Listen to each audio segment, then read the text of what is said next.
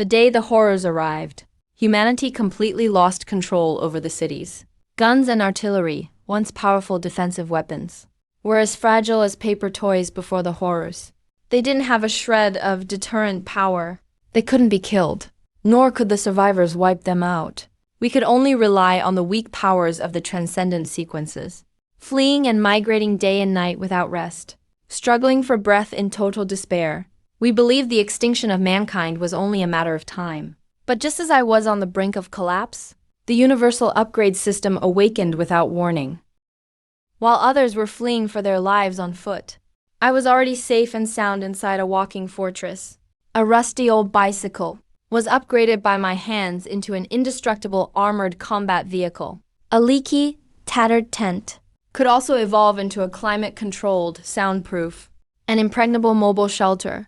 Those horrors could no longer harm me in the slightest.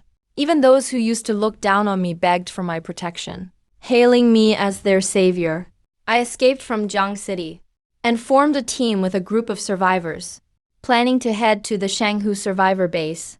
The leader drove a modified off-road vehicle, while those with transcendent sequences drove buses. The rest fled on foot for their lives, and only I was riding a battered, outdated bicycle, and I had to keep up with the group. Along the way, everyone had to remember 2 iron rules. Rule number 1, don't fall behind. Rule number 2, stockpile as many supplies as possible. And the first rule always takes precedence over the second. Without supplies, someone might still save you, but if you fall behind, only death awaits you. Everyone had originally pinned their hopes on Shanghu. It was one of the few mega cities in the country.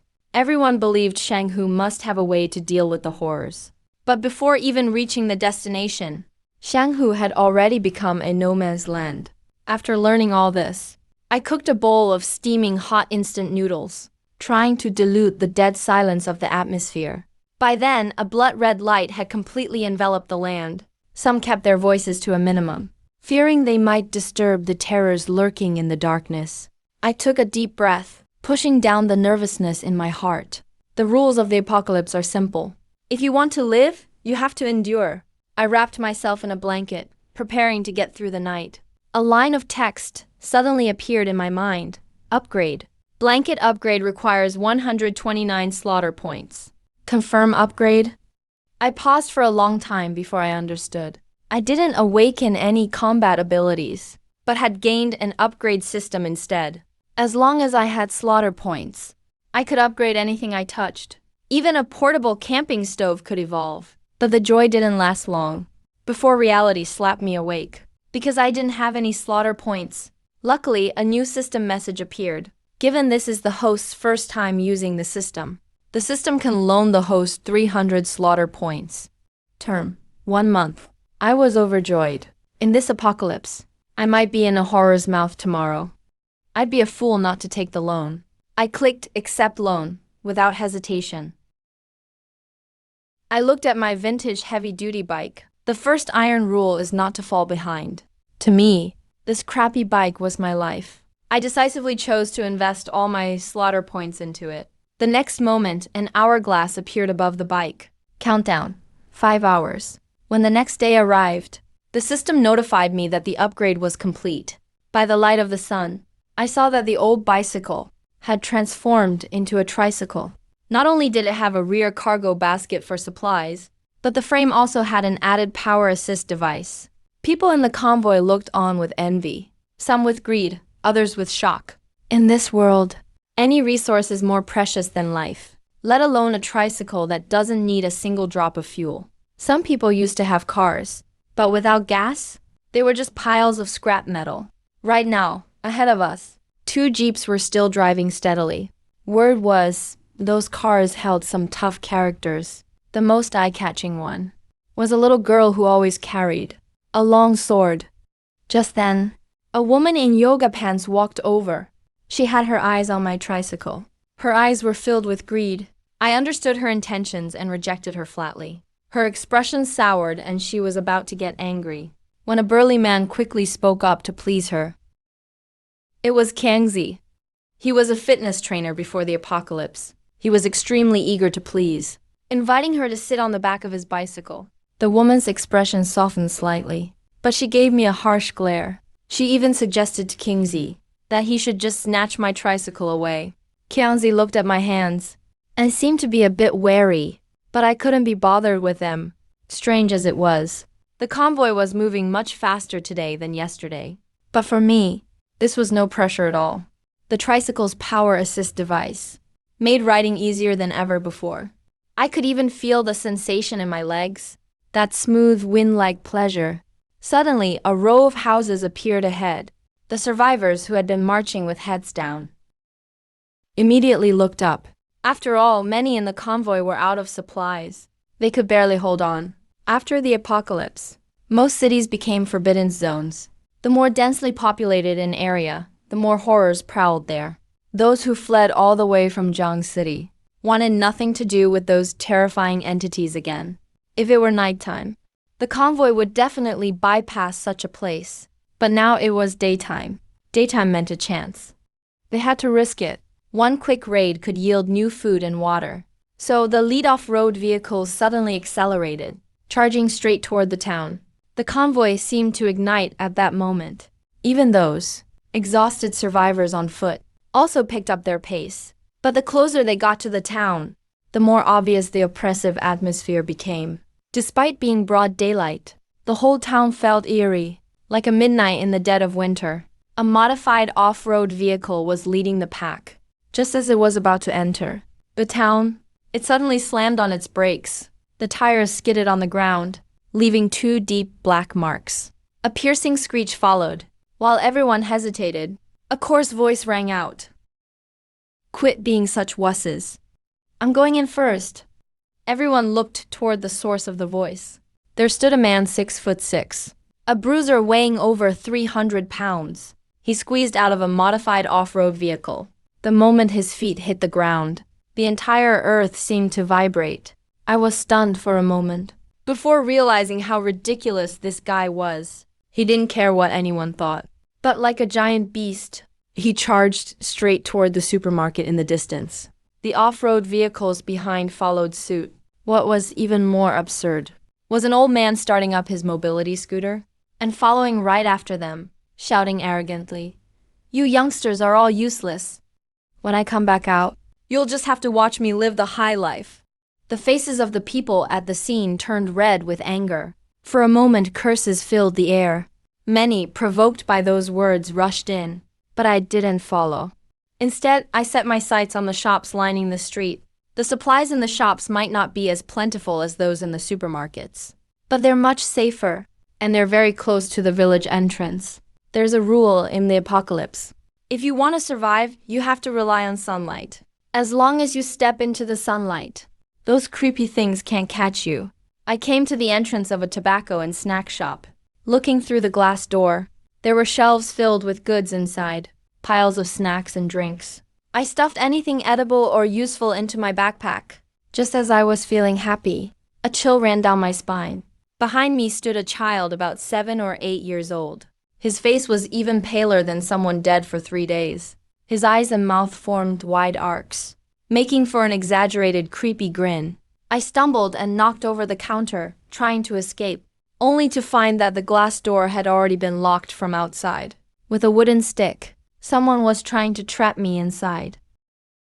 Outside the glass door, the woman in yoga pants and Kingsley were smirking triumphantly next to my tricycle. The woman in yoga pants was about to mock me when she saw in the darkness behind me that pale-skinned child. She immediately panicked. She hurried Kingsley to leave. The moon watches over the closed bed, while little brother cries his heart out in the parlor. Goosebumps ran all over me. I'd heard that once you get entangled by a paper-cursed child, there's almost no way to survive. So without thinking, I pulled the trigger on my shotgun. But the shot passed right through the paper-dead child. The paper-dead child didn't budge. He grinned even wider. I hurried and ran to where the sunlight was shining. I had to survive. Otherwise, encountering something supernatural means instant death for an ordinary person. The distance between me and the ghost was less than a meter. It wouldn't be long before not a sliver of sunlight would reach this shop. The entire store would soon be covered in shadow. By then, I'd be doomed for sure. I looked around. but I couldn't find any handy tools. Gritting my teeth, I raised my leg and kicked the glass door as hard as I could. The glass shattered. I immediately dashed outside. The afternoon sun shone on me, finally dispelling the chill. I breathed a sigh of relief. I glanced back at the darkness in the store. The child just stood there in the shadows, staring me down. By now, I was standing completely in the sunlight. I wasn't afraid of the supernatural anymore. I secured my backpack and didn't look back again. I took off in the direction of the tricycle. Kyungzi and the yoga pants woman were headed for the big supermarket. I didn't want to go in, but the goods were in their hands. The sun was slowly setting. Shadows were creeping over more and more of the street. I could even feel that within those shadows, there were countless eyes watching me. Because of our arrival in Xinhua town, certain things had started to awaken. I found the tricycle. My belongings are on it. My killing intent is growing. I quietly slipped into the supermarket. But the situation inside was even worse than I expected. The shelves inside were all empty. A few people stood in the corner. They quickly made a shushing gesture to me. I followed their gaze. A girl with disheveled hair, dragging her feet. She was 3 meters tall, holding a huge pair of scissors, making a chilling noise. Where did you come from? Let's play together. A cold sweat rolled down my forehead. I had just escaped from the paper doll. I didn't expect to run into the white-clad scissor girl. I planned to sneak away, but one found there were still quite a few survivors in the food section. That burly guy was here too. He also looked tense. The scissor girl seemed to sense something. She suddenly stopped walking. Beneath her long hair were 2 crimson eyes, staring at everyone here. We all froze, stopped breathing. Fortunately, the scissor girl finally started moving again. She walked forward mechanically. I breathed a sigh of relief, carefully grabbed my stuff, suddenly bumped into the back of a survivor in front of me. I looked up ahead. Everyone had stopped moving, staring fearfully ahead. A 7 or 8-year-old child was standing there. It was actually a paper doll. A scream shattered the supermarket's silence and awakened some lurking horrors in the darkness. Hey, so you guys were here. Let's all play. The scissor girl strode toward us, knocking over several shelves. I grabbed my backpack. Before I could turn around, I saw 2 survivors before me get cut in half right away by a giant pair of scissors, sliced cleanly in 2. Hey, this is great. So much fun. Just then, the 2-meter-tall strongman let out a furious roar. Damn it, time to go all out. Like a balloon inflating, he turned into a 3-meter-tall giant within seconds. His whole body was pure muscle. Each muscle looked like a chunk of iron. Compared to the scissor girl, he didn't lose any presence. This is what an extraordinary of the sequence is. I finally understood why the strongman was so afraid of the scissor girl. The demon muscle man roared, swinging his fist to attack the white-clad scissor girl. But the scissor girl caught it effortlessly with one hand. Next. This white-clad scissor girl, who looked as skinny as a mummy, actually possessed unimaginable strength. She gripped the muscle man's fist, as if she were kneading dough. The demon muscle man's face twisted in pain. His body bent slightly under her wicked grin. I don't even know what I was thinking at that moment. I just raised my hand crossbow, aimed at the scissor girl and fired. Even though it didn't do much damage, I unexpectedly got 200 kill points. The white-clad monster ran at me. The muscle man threw a punch, smashing it hard into the scissor girl's face. But it didn't do any damage. Instead, the scissor girl grabbed his 3-meter-tall body and flung him away with ease. He crashed through countless shelves. This is what's called strange. Even the so-called sequence extraordinary, miracles among humans, are just ragdolls in front of the scissor girl. But he jumped out from the collapsed shelves and charged at the scissor girl again. Extraordinaries truly are amazing. Even now, this guy doesn't run. He must be out of his mind. Fine, if you won't run, I will. While that big fool was fighting the scissor girl, I grabbed my backpack and sprinted for my life. A familiar creepy child's voice sounded by my ear. I want candy. I want candy. Looking down, the paper doll was clinging to my pant leg, staring at me. Just as I thought I was doomed, the ground was covered with spilled candy from the messed up shelves. I quickly grabbed a few pieces and handed them over. Candy for you. Paper doll froze in surprise. Apparently didn't expect me to actually have candy. At first, it didn't want to take it, but it seemed some rule forced it to accept the candy. While the paper doll was taking the candy, I quickly ran toward the supermarket entrance. The survivors around me were screaming and crying. I glanced back. The paper doll was unwrapping the candy. In the distance, the demon muscle man was thrown again, but he quickly got up again and charged at the scissor girl once more. When I finally stepped into the sunlight again, I truly felt like I'd returned to the living. Inside the supermarket, there were still sounds of screaming and terrified shouts. Shadows of monsters lurked everywhere. Many survivors kept running, only to be dragged back into the darkness by sinister beings. All the strangeness of Xinhua town was drawn to the crowd. Only sunlight can keep you alive. I collapsed into the cargo box on the tricycle, tossed the 2 bags I brought out, right into the cargo box as well. Just then, I suddenly heard an unfriendly female voice. Chanda, what do you think you're doing? Trying to steal our ride. Yoga pants girl Jia and fitness coach Kingzi both stood a short distance away, carrying 2 bags. I didn't say a word, just raised my hand crossbow. An arrow whistled by in front of me and pierced Kingzi's throat. You killed your enemy. You gained 1,000 kill points. Didn't expect killing people would also give points. One kept loading my crossbow. Jia screamed and turned to run away. Compared to the monsters, Jia now thought I was even scarier. Before I could react, I heard her scream again. A ragged figure stood behind the woman, just as she was about to dash into the sunlight. That ragged figure grabbed her hair and dragged her into the darkness. At this point, quite a few survivors had escaped. They all threw their supplies onto their carts in panic and fled without looking back. I got up and pedaled my tricycle and fled as well. But before leaving, I didn't forget to grab those 2 bags and toss them into the cart. A white blur flashed across the rooftop. I just glanced at it and saw it was a disheveled girl. She moved like a swordswoman from myth, appearing against the flow like a gust of wind, heading straight for the supermarket brawl. In the apocalypse, only sequence extraordinaries can fight the monsters. I passed under the town gate and was immediately surrounded by a large group. They bombarded me with questions, but I ignored them. Among these people, most were women.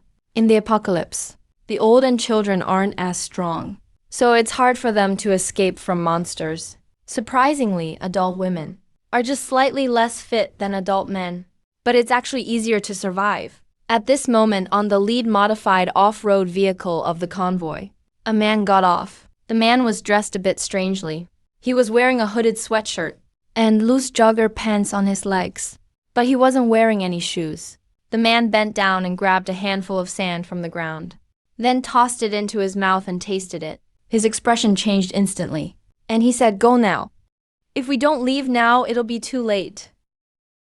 The people surrounding the man also had their expressions change. They all scrambled back to their own cars, stumbling over themselves, as if some great terror was about to arrive. "What about Nana and Iron Lion?"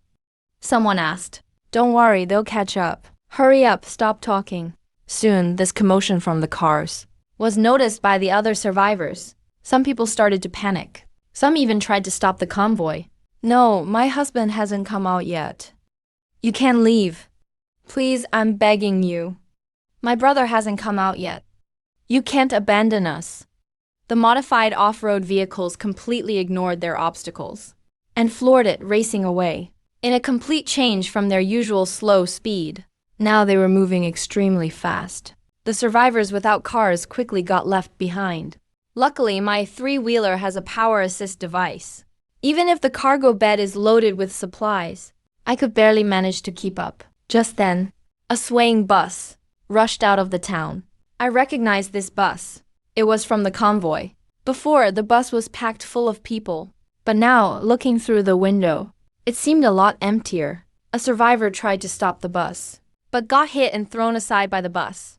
No idea if they lived or died. Even so, from my view, the convoy up ahead was now just a few tiny lights. Not far behind me, I heard heavy breathing. Apparently, a few cyclists were riding nearby. As for those survivors on foot, I didn't see any of them. I don't know how long passed before I finally saw the faint lights ahead. They seemed to have stopped. A glimmer of hope rose in my heart. Half an hour later, I finally managed to catch up with the convoy. The people in the cars had already gotten out and started pitching tents. I even saw a strong man, at least 2 meters tall, being carried to a nearby open area. His left arm was severed right at the shoulder, blood soaking the grass and dirt on the ground. Beside him stood a humble young girl and a barefoot man. I pulled up my system screen and found that my current kill points had actually reached 1,200. I asked the system if I could design my own upgrade plan. To my surprise, the system quickly gave a definite answer. In front of me, a 3D effect diagram quickly appeared. This was the upgrade plan given by the system. It requires 1,200 kill points. The upgrade will take 15 hours. Do you want to upgrade? Right now, I only have a little over 1,200 kill points. 15 hours is acceptable. Just as I was about to click confirm, my eyes swept toward the roadside not far away. I saw an abandoned motorcycle parked by the road, and my eyes suddenly lit up. I had a bold idea. System, if I can get some parts, can the kill points requirement be reduced? The system quickly responded. If suitable parts are found, the system can reduce part of the kill points required, as appropriate. I held back my excitement and trembling hands and focused on the system's upgrade options. System, can I use the motorcycle in front of me for the upgrade? The motorcycle's tires and engine, and many of its other parts, can all be used for the upgrade. But currently, the upgrade still requires 900 kill points. Only saved 300 kill points. That's really not much of a bargain. System, is there any other way to save more kill points? Yes, if the host can dismantle all the motorcycle parts and remove them, and do a preliminary installation on the tricycle, you can save 100 kill points. If the host can find a third tire, you can save another 100 kill points. I understand now. The more of the upgrade goal you complete yourself, the more kill points you can save. I don't have any tools on hand right now, so this is all I can manage. After clicking confirm in the system, I saw an hourglass icon appear on my trike. The countdown showed 6 hours to finish the upgrade. System, how do I awaken the sequence transcendence ability? I just asked a probing question. To my surprise, the system quickly gave an answer. Currently, there are 2 ways to awaken sequence transcendence. One is to obtain a sequence relic. By awakening through the sequence relic, you get sequence transcendence. It requires 3,000 kill points. That's not enough to exchange, so I could only go for a wild idea.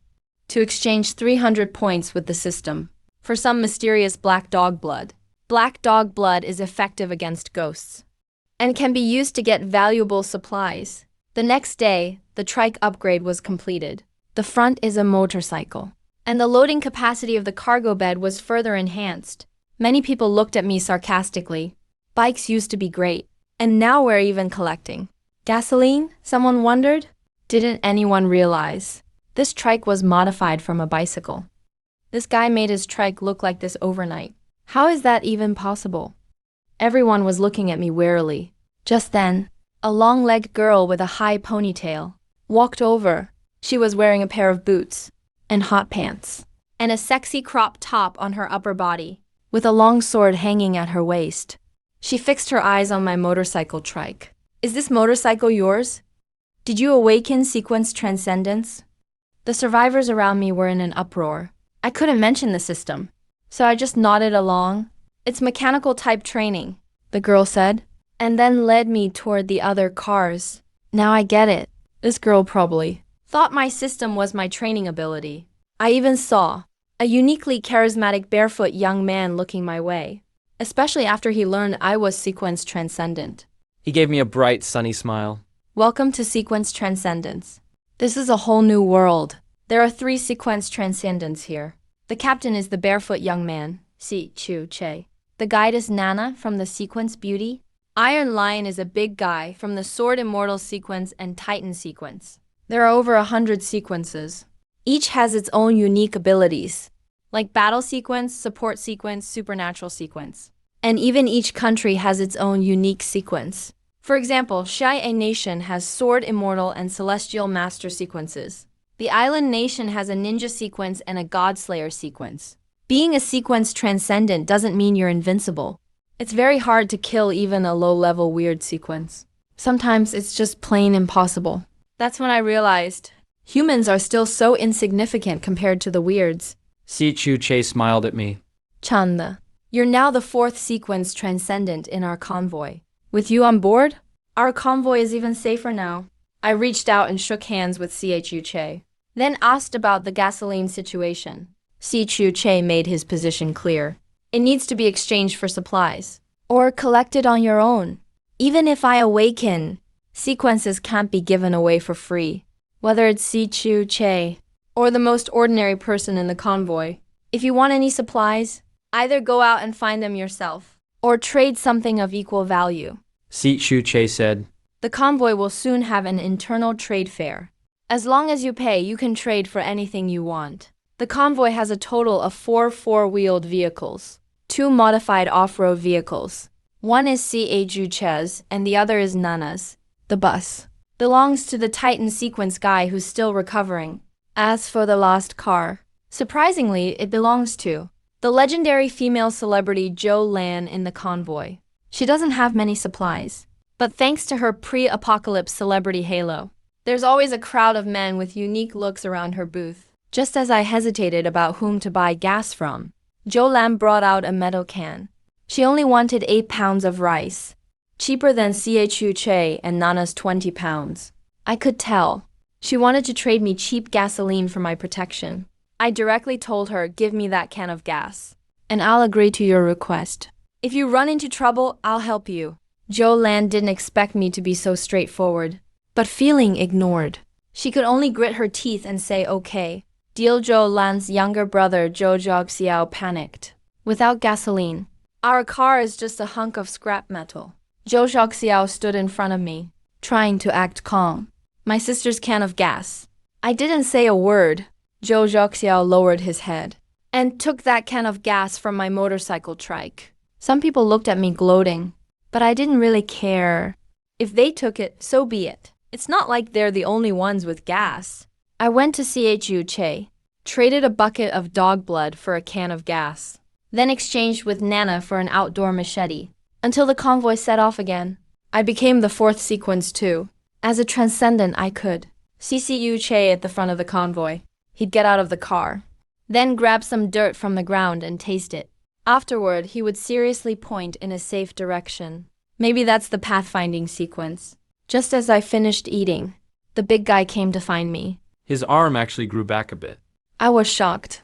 Could this be a sequence transcendent ability too? He was also thanking me.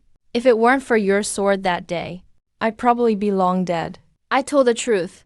Without you blocking the woman in white, I wouldn't have made it either. Then I told him about the dog blood and got a power supply. That way, the convoy kept moving forward, avoiding several weirds. I always found opportunities to cut some tree branches or bamboo sticks and made crossbow bolts, coating them with dog blood. That night, Chu Che said he was going to Longevity Village to collect supplies. A flash of fear crossed everyone's faces. I didn't care. I wanted to use this chance to get some kill points and earn more points for awakening training. At that moment, a terrified scream echoed through the camp. It's a weird. The once silent night turned chaotic. I grabbed my hand crossbow, loaded it with a dog blood crossbow bolt, on guard. In the nearby woods, dark shadows flickered in and out. It seemed like something was lurking in the darkness. Just then, a weak, hoarse voice called from the woods. Please, save us. A powerful flashlight beam shone over. A figure raised their hand to block the light. Their clothes were in tatters. Several parts of their clothes were badly torn. They only had one shoe left. Next thing you know, dozens of figures appeared before everyone. No one knows when Chu Che had already stepped out in front of the crowd. He watched these people, eyes wary. We're escapees from the journey. The journey is over. A chorus of sobs came from dozens of dark figures. Chu Che squatted down, grabbed some dirt from the ground, and put it in his mouth, as if savoring a gourmet delicacy.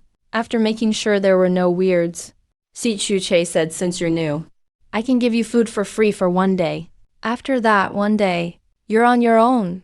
Si Chu-che picked a few middle-aged women to help cook. Suddenly, a newly joined woman protested loudly. That's not fair. Why do only women have to cook? Why don't the men do anything? You're being sexist against women. Some people started calling for a woman leader. The women cooks all glared at her. Si Chu-che replied coldly. In that case, Sister Zhao, you and the others take a break. Uncle Abal, find some men to cook. The men excitedly started the fire. The women cooks just stood there, stunned. She was trying to fight for her rights, but all she got was resentment from her own group. After the meal, all the men who had helped out got some pay from the captain. The women looked unhappy. A few women pulled her hair and scolded her for meddling.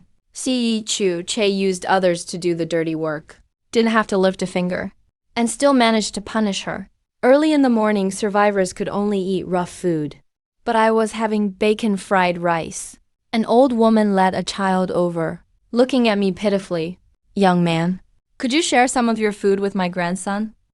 He hasn't had meat in a long time. The kid just reached out to grab without asking.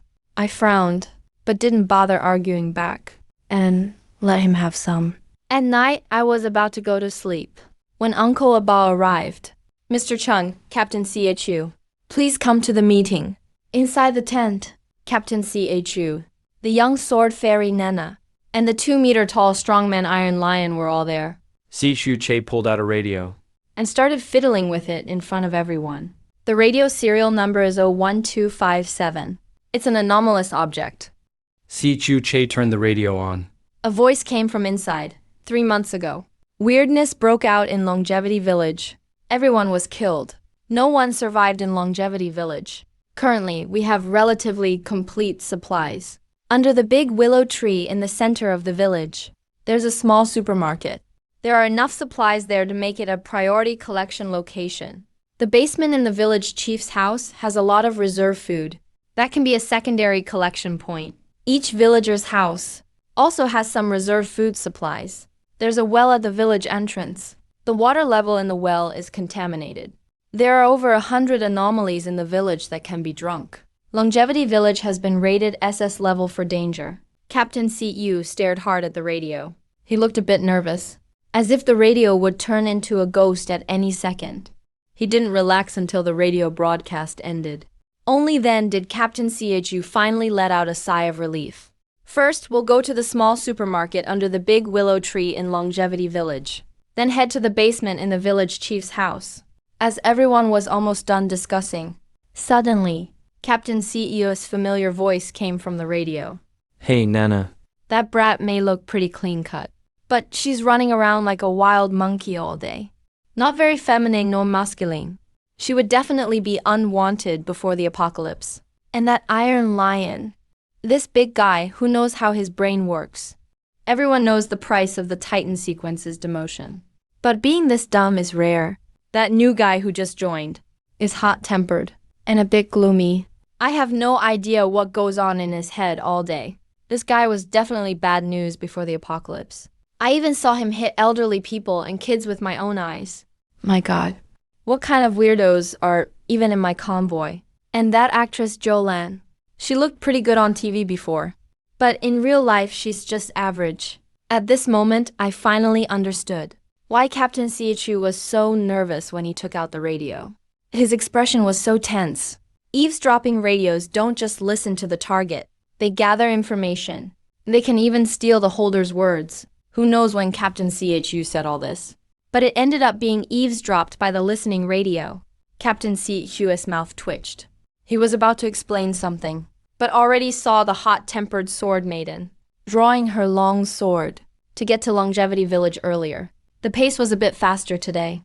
At the end of the convoy, there were survivors walking because they had no vehicles. I had the feeling that a pair of hateful eyes was staring at me.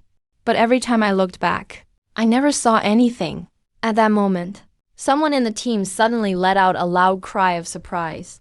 There's a village up ahead. Looking at this village, I just felt a chill in my heart. It was as if sunlight could never reach Longevity Village. This place is even scarier than Xinhua town. During the high-risk period, Captain Chu wore sunglasses and held a megaphone in his hand, announcing loudly, "It's now 11 a.m. We must leave Longevity Village before 4 p.m. After 10 more steps, there's an enormous willow tree in the middle of Longevity Village. This willow tree is huge, so huge that it's kind of unnatural. Those hanging willow branches look just like a woman's hair, dangling down in a messy way." Then we saw there was suddenly a figure at the entrance of Longevity Village. No one knew when. It was a hunchback, bent over, holding a cane, trying hard to face us. The hunchback grinned at us. The smile was creepy as hell. The survivors were unnervingly quiet. "Yezi, stick close to me," Iron Lion said gruffly, then strode into the village. I gripped my hand crossbow tightly and followed behind the big guy. Soon, a few of the bolder ones followed too. Many survivors hesitated. No one could guarantee you'd survive after going in. The little boy who stole my food shouted, "I don't want you to go. I don't want you to go." Grandma said, "Silly kid. If Grandma doesn't go, what will you eat? This is the apocalypse right now. These bastards definitely won't feel sorry for you." Captain Chu, not far away, glanced over and sighed. "If you ask for trouble, you won't live." The moment I entered the village, goosebumps instantly rose on the back of my hand. Even though it was originally a sunny day, now it felt like entering the middle of the night. The sun was still in the sky, but it looked like it was covered by a layer of black gauze. Inside and outside the village are like two worlds. "Watch out, this is a ghost domain." Nana gripped the sword at her waist, her small face tense, with a very serious expression. He explained, "The ghost domain is a special area formed by some sort of power that was created by some force. Inside the ghost domain, even during the day, there's a greater chance of encountering anomalies." After hearing that, I kept feeling like something in the darkness was watching me. But whenever I looked carefully, there was nothing there, just darkness and gloom. Some survivors were already eyeing the two houses at the village entrance, maybe because of decay. The locks on the doors were already completely rusted. You only needed to push lightly to open them.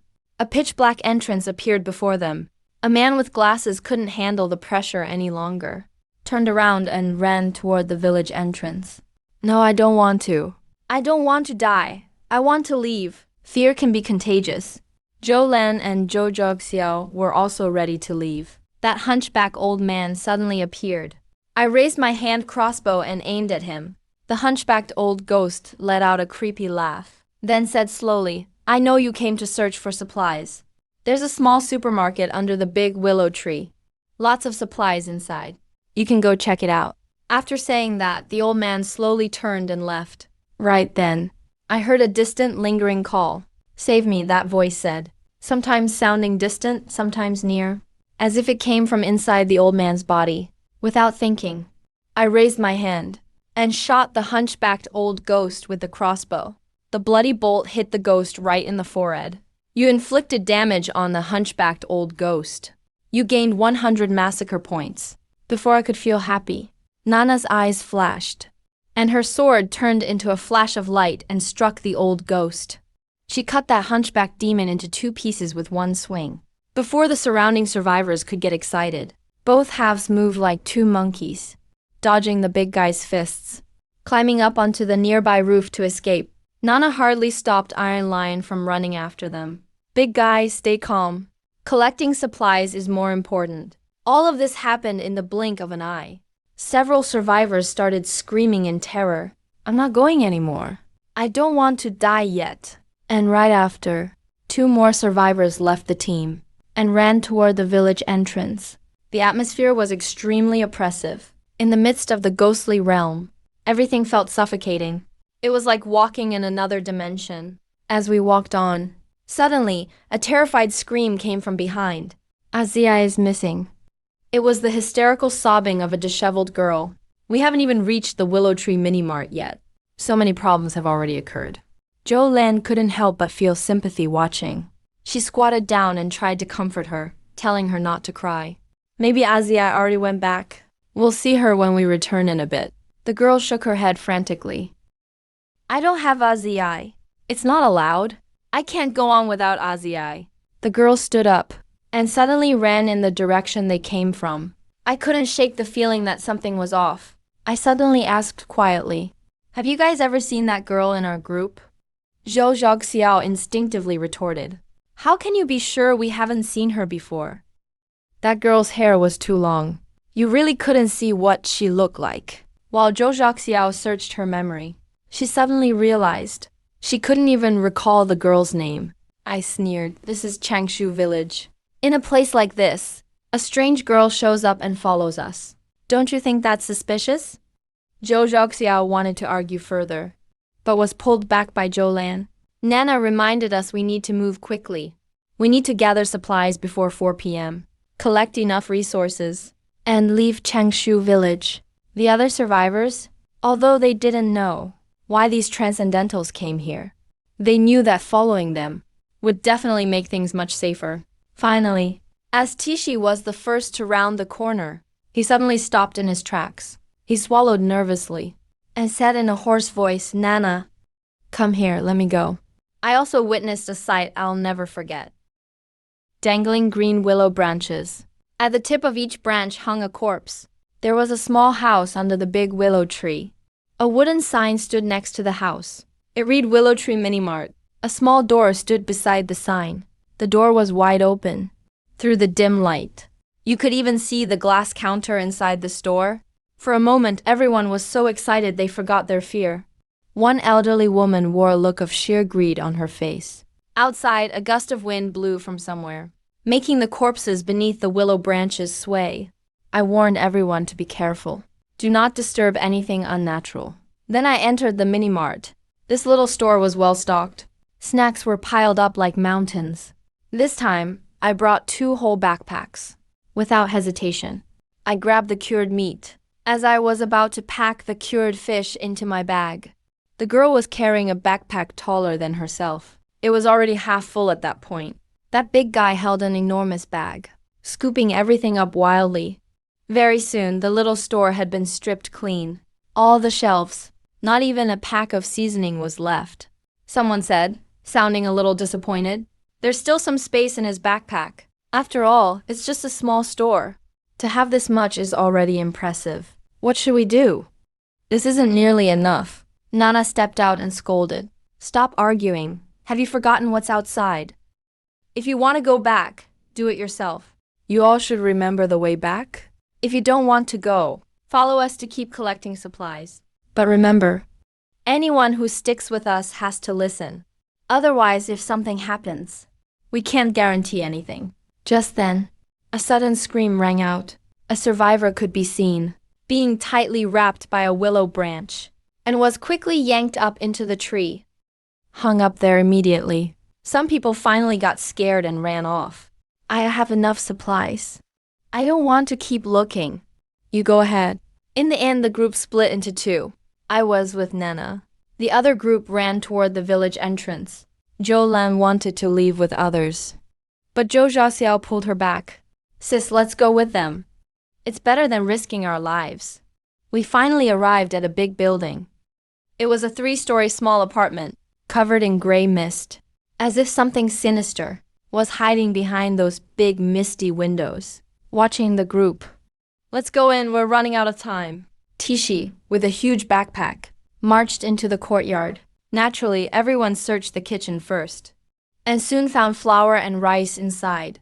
2 big bags of noodles as well, plus some other food ingredients. Next came the bedrooms and living room.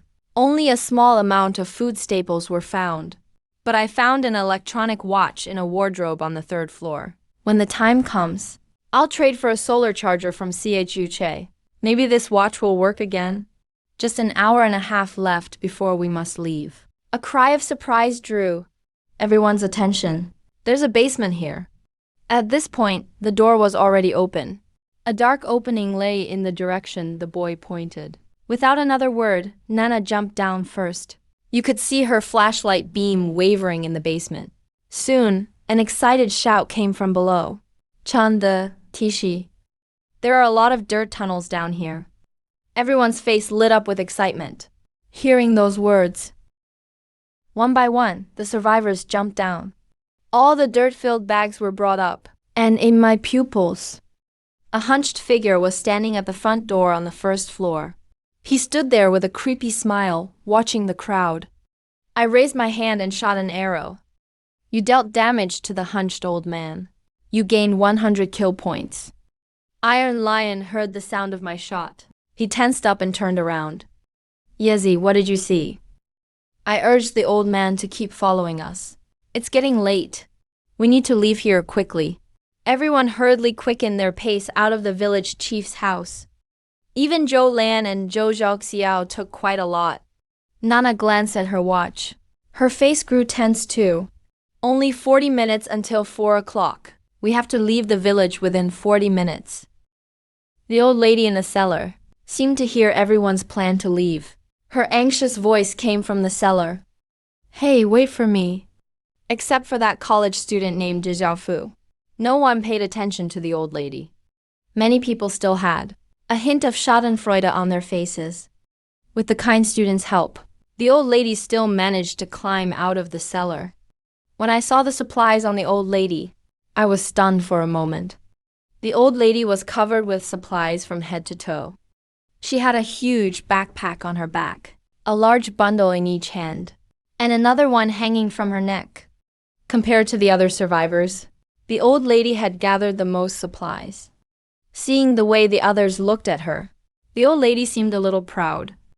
Nana held her longsword and led the way. Everyone started heading back the same way. The sky was still shrouded in gray. Nana checked the watch on her wrist. Every time we gathered supplies, it was a fight for survival. But this time, things went surprisingly smoothly. Nana pointed at a house by the road with its door open and said, "No, before we pass this way." Someone went into that house and never came out. Everyone was shocked. They quickly looked up. The big willow tree was not far away. Logically, the big willow should be behind us. Nana took another look at her watch. We're going in the wrong direction. There are 30 minutes left. If we hurry back, we can still make it. Everyone looked at the willow tree in fear, then turned and hurried toward the village entrance. But Longevity Village felt like a huge maze. No matter how we walked, we always came back to the strange willow tree. Nana panicked. There were only 20 minutes left until meeting time. Everyone pinned their hopes on us, the extraordinary sequence members, so we could only run in the opposite direction. But we still ended up at the willow tree. The survivors started blaming me. Aren't you sequence members supposed to be amazing? Why can't you get us out? You useless trash. Hurry up and get me out of here. I don't want to die yet. With bloodshot eyes, the survivor walked toward me step by step, closing in on me. Iron Lion's massive thigh kicked the crazed survivor hard. Nana asked coldly, "Who are you really? Why are you blocking our way?" The hunched figure chuckled eerily. "You stole so many supplies from my house, and you still ask who I am? You're the village chief. Tell us how to get out of here." "Hey, if you can't get out, just stay here and keep me company. Trying to scare us with tricks, huh?" Nana unsheathed her longsword, uttering an incantation under her breath. She stroked the blade with her left hand, and the sword shone with fiery red light. The sword flashed. The upper half of old Kui's clothes shredded into pieces, but the old man was unharmed. But on his back, there was a woman's head with long hair hanging down. Looking closely, that woman's head was actually one of the survivors who came into Longevity Village with us earlier. She used to be one of the survivors who entered Longevity Village with us. Now she was part of hunchbacked old Kui. I felt a chill run straight up to my head. I raised my thumb on instinct, aimed at the woman's head on old Kui's back, and struck with a sword. Hunchbacked old Kui completely ignored the slash. Rolling into the house next door, Nana cut her finger with the longsword, and a drop of bright red blood appeared on her fingertip. It was quickly absorbed by the sword. The sword seemed alive, emitting a clear sword cry. Glimmering with golden light, she chanted a spell under her breath. As each line was recited, I realized the sword was getting sharper and sharper. A burst of sword energy shot out from the blade. The sword energy was pure white with a hint of blood hue. Finally, she shouted, "Break!" Nana gripped the sword with both hands. and slashed fiercely at the house old Kui had run into. The house was split in half. I was utterly stunned. This is the power of the sequence transforms. The survivors at the scene gaped in disbelief. I realized the hunched old man wasn't there at all. And there were even more familiar figures on the willow tree now. Those corpses belonged to people from our convoy. None of them made it out of Longevity Village. The survivors were terrified, afraid that they'd be next. Damn it, enough with these spooky tricks. I'm going to smash it. Iron Lion's thighs grew rapidly, stretching his jeans into shorts, his boots turning into sandals. His t-shirt became a tight shirt. His already huge frame got even larger. If the big willow wouldn't let us leave, then we could only destroy it. All the corpses hanging from the willow tree started shaking. Hundreds of corpses opened their eyes at once. The bodies were controlled by willow branches, dropping to the ground and launching an attack. Iron Lion struck back with his fists. His giant fist pounded a corpse. But there were just too many of them. Iron Lion started to get overwhelmed. A corpse pounced onto Iron Lion's back. It opened its mouth, preparing to bite the back of Iron Lion's neck. I pulled out a crossbow bolt soaked in black dog blood and stabbed it into the corpse's back. A cloud of white smoke rose. The corpse cried out in pain and left Iron Lion's back. You dealt damage to the corpse puppet. You gained 100 more kill points. So they're called corpse puppets. He ran his finger over the blade, chanting a spell. Golden light and sharp edges illuminated the dark underworld. With one slash, the corpse puppet was cut in half. Even so, the bisected corpse puppet still struggled and crawled toward me. All I wanted to do was curse. I never thought corpse puppets would be this hard to deal with. By now, many survivors had already been dragged off by the corpses. But the old lady with all the supplies was still alive. A nearby survivor wasn't paying attention and got pushed by the old lady, becoming a scapegoat. Many survivors saw this and hated and resented the old lady even more. Zhou Lan and Zhou Zhaoxiao were both in a sorry state. The sisters had been planning to rely on Iron Lion and Nana for protection to survive. Unfortunately, the Iron Lion had already charged toward the big willow tree at this moment. There were still dozens of meters between him and the sisters. As for Nana, it was even less likely that she could protect them. The sisters had to cover the Iron Lion on one hand, while also trying to protect me. This support member of the team had no energy to take care of the sisters at all. A corpse puppet plunged from the air, carrying willow branches. It charged straight at Zhou Lan. At this point, Zhou Lan couldn't care about anything else. She grabbed her backpack and smashed it hard at the corpse puppet. That's how Zhou Lan barely escaped disaster. But soon, more corpse puppets rushed in. Zhou Zhaoxiao saw the crossbow bolt I fired hit dead center on a corpse puppet. The corpse puppet quickly started smoking and backed off. Gritting her teeth, Zhou Zhaoxiao said, "Let's go to Chanda." I don't believe he would just stand by and do nothing. They seemed to treat me as their savior. The old lady was already hiding behind me, not only seeking shelter from me, but even wanting to use me as a scapegoat. I ignored that and moved away to shoot at other corpse puppets, letting the large number of charging corpse puppets drag the old lady away. I didn't feel the slightest bit of guilt inside. If I didn't, I'd be the one to die. Chanda, please save my sister. I quickly turned around to look, only to see Sister Zhou Lan being knocked down by a corpse. Zhou Zhaoxiao didn't hesitate. She raised the stick in her hand, ran over to help and pried the corpse puppet off. But the other corpse puppets swarmed up at once, surrounding the two sisters. Dozens of cloudy eyes just stared at the sisters like that. Many of their faces were still quite familiar. Some were people from the convoy. Gaping jaws, rotting bodies.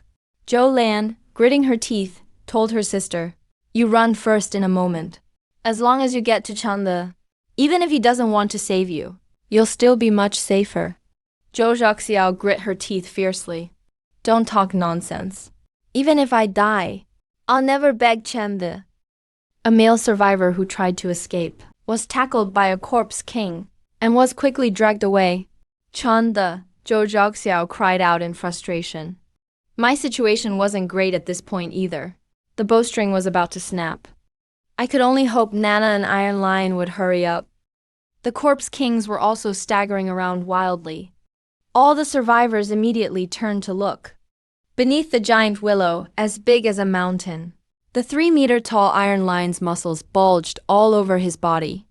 His massive fists were like sledgehammers, pounding down on the trunk of the giant willow. Wood chips flew everywhere. As the big willow began to emit purple glowing liquid, Nana raised her longsword high, which was originally just over a meter long, but now had suddenly grown to over 10 meters. She slashed the longsword down, leaving a terrifying sword mark on the big willow's trunk.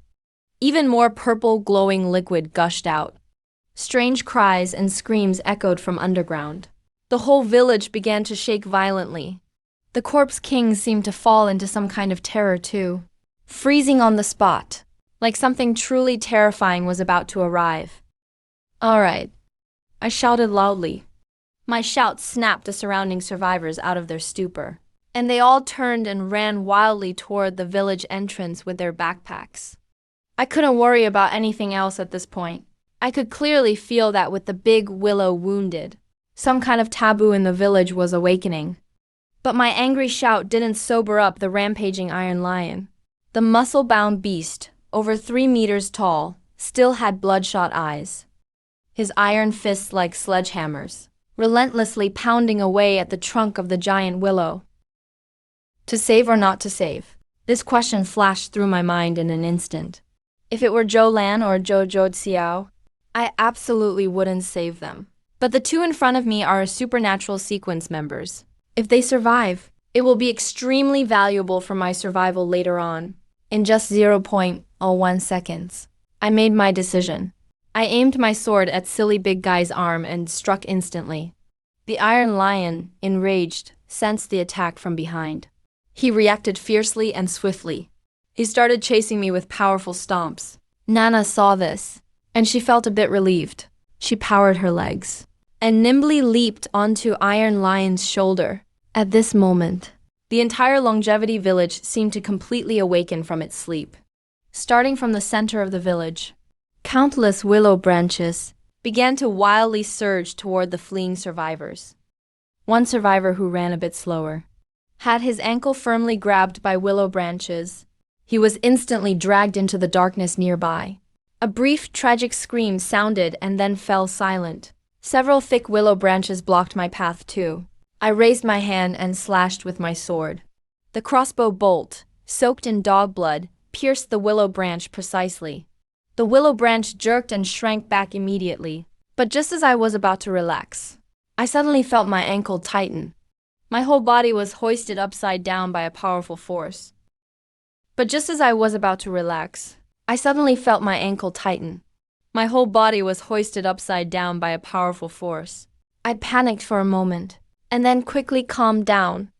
I drew the machete from my waist, and brutally chopped at the willow branch wrapped around my ankle.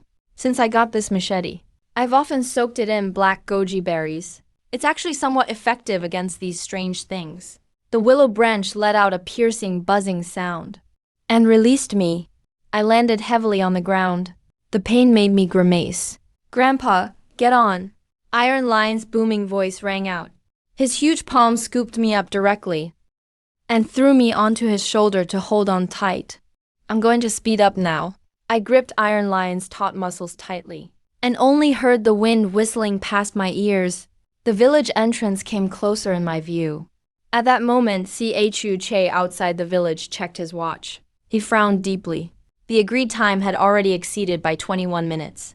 According to the plan, the convoy should be on the way out by now. Chu Che had set the meeting time at 4 o'clock, because his guide training ability sensed that staying in Longevity Village until before 4 o'clock was safe. Once past 4 o'clock, the convoy might be chased by unknown supernatural forces at any moment. Everyone would be doomed then. In Chu Che's perception, there was a great terror in front inside Longevity Village, and it was moving toward them. He checked his wristwatch again. 16:22, 8 more minutes for you all. Chu Che whispered to himself. If you aren't out by 4:30, I can't wait for you anymore. Otherwise, the whole convoy will die. Meanwhile, Iron Lion, Nana and I were less than 100 meters from the village entrance. But the willow branches behind us chased like maniacs. Strange, eerie vibes surrounded us from all directions. Just when things reached a critical moment, the hunchbacked old Kui unexpectedly appeared again on our only path ahead. I didn't even hesitate and raised my hand for another sword strike. But the hunchbacked old Kui didn't dodge or avoid it. He let the crossbow bolt shoot right into his eye socket. But he acted as if nothing had happened, charging at us with the bolt still stuck in his eye, still moving as swiftly as a monkey. A chill ran through me. A spine-tingling terror surged in my heart. What on earth is this monster? But right at that moment, I suddenly felt an unusual warmth all over. In a flash, the darkness ahead became bright. A faint yellow sunlight poured down. I looked up, and to my surprise, the sun had come out. I checked on the hunchbacked old Kui again, and he had quickly retreated into the shadows at the village entrance. He still showed that creepy smile at us, but didn't dare step forward anymore. Si Chu Che at the village entrance seemed to sense the change as well.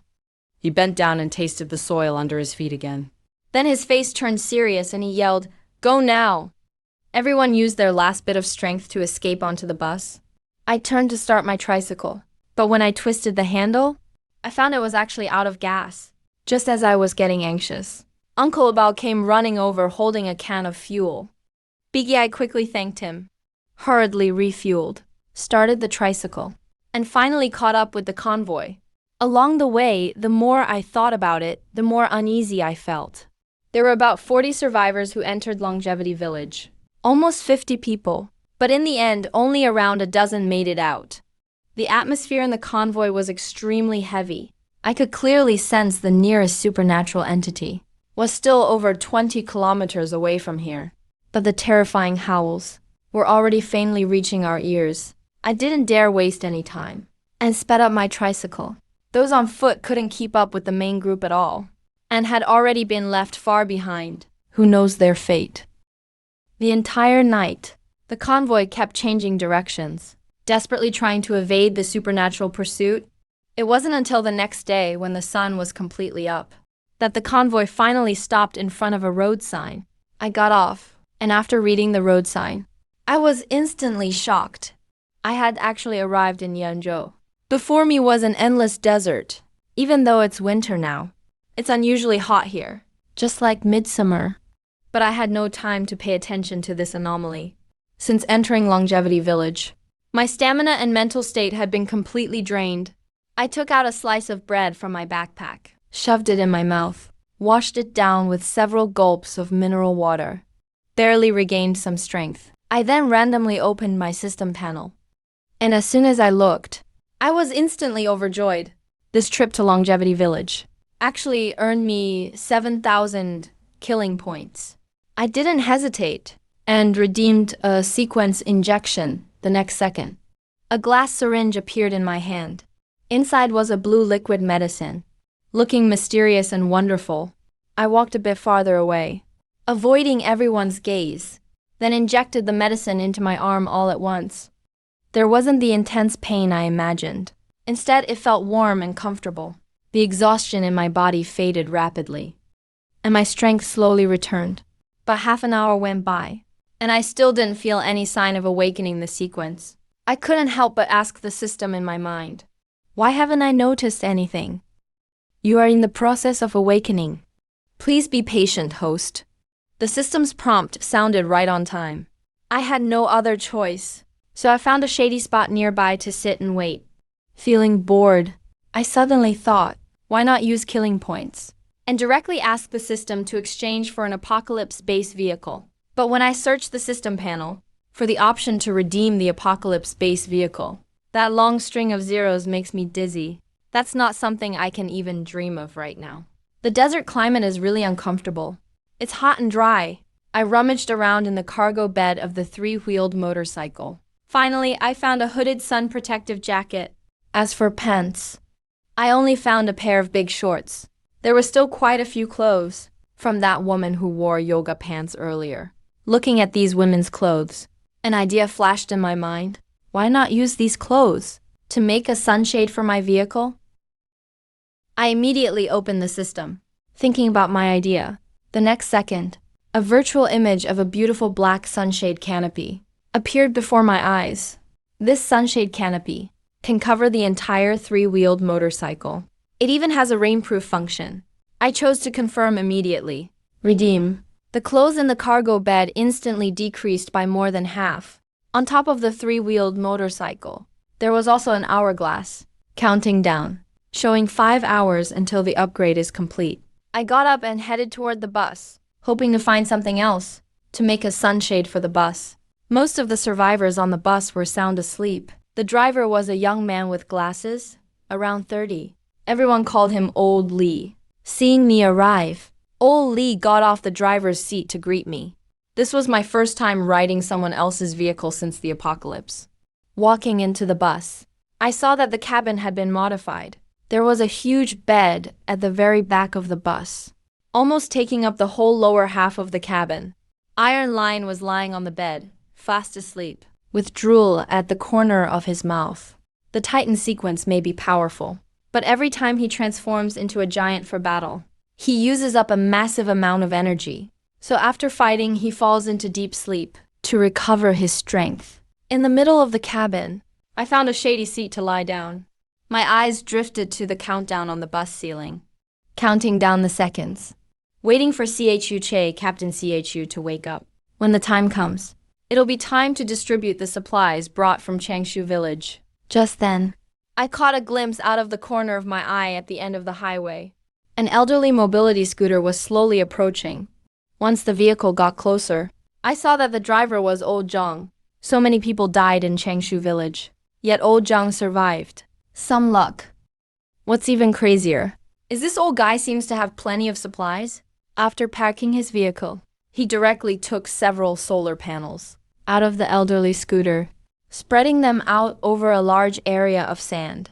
Before I could process Old Zhang's absurd actions, snap back to reality, there were suddenly 2 silhouettes at the edge of the highway. So I glanced over again. It was 2 men riding bicycles. But they were clearly in terrible shape. Their bikes crawled along like snails. The 2 of them looked like they'd climbed out of hell. Absolutely miserable. I recognized one of them. He was the guy from Changshu village, who found the village chief seller, the one with glasses, college student Zhao Fu. I didn't know the other guy, but it was clear. He was another survivor who escaped Changshu village. They both had big bundles tied to the back of their bikes, probably all supplies salvaged from Changshu village. Inside those bundles should be supplies picked up from the village. At that moment, Uncle Abao came down from the bus. He shouted to me that Captain Chen was awake, told me to go over. I knew in my heart, being called over at this moment must mean it's time to distribute the supplies. According to the agreement made before going to Changshu village, CEO Che and Nana get 30%, Iron Lion and I get 20%, and the remaining 50% will be split among the other survivors. I walked over to CHU Che and saw him squatting barefoot on the ground, grabbing a handful of sand and chewing it. That's a guide sequence ability. Through connecting with the land, he can sense the presence of anything strange. I couldn't help but wonder, what does sand actually taste like? When CHU Che eats sand, he doesn't show any pain at all. It actually looks like he's enjoying a treat. He seemed to notice my gaze. CHU Che swallowed the sand, looked up at me. What else does sand taste like? It tastes like sand. Even though I'm part of the guide sequence, I'm still human. No different from you guys. I quickly asked, so what did you sense? Are we safe here? Although I don't really understand the Pathfinder sequence, how they actually make those judgments. I'm amazed by CHU Che's abilities. If it weren't for CHU Che, we probably wouldn't have survived until now. Thinking about this, I'm even more excited for my own sequence abilities. Next, the survivors begin sorting supplies, helping each other to carry things. Those newly escaped survivors are gradually getting familiar with the people in the convoy. That woman Su Jiao, who was beaten earlier, at some point, started again among the women, spreading ideas centered on women. But after going through the life and death test of Longevity Village, no one wanted to listen to her anymore. Chu Che took his radio, which could eavesdrop on people's thoughts, and walked around the outskirts of the crowd, stopping from time to time to listen. Soon enough, he called everyone to gather outside the bus. Nana dragged a huge package over. Everyone's eyes were full of anticipation. Inside that were all the core supplies gathered from Longevity Village. Chu Che looked at Uncle Abao and asked Uncle Abao, how many people didn't make it back this time? Uncle Abao's smile disappeared instantly. He said seriously, before our convoy had 124 people. Now only 44 remain. The Longevity Village trip, plus losses during last night's journey, we lost 80 people in all.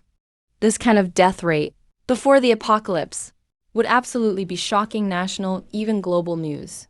But in times like these, aside from the people in the convoy, no one will know. Even the survivors inside the convoy just had a trace of sadness on their faces, and then returned to calm. In the apocalypse, death has already become normal.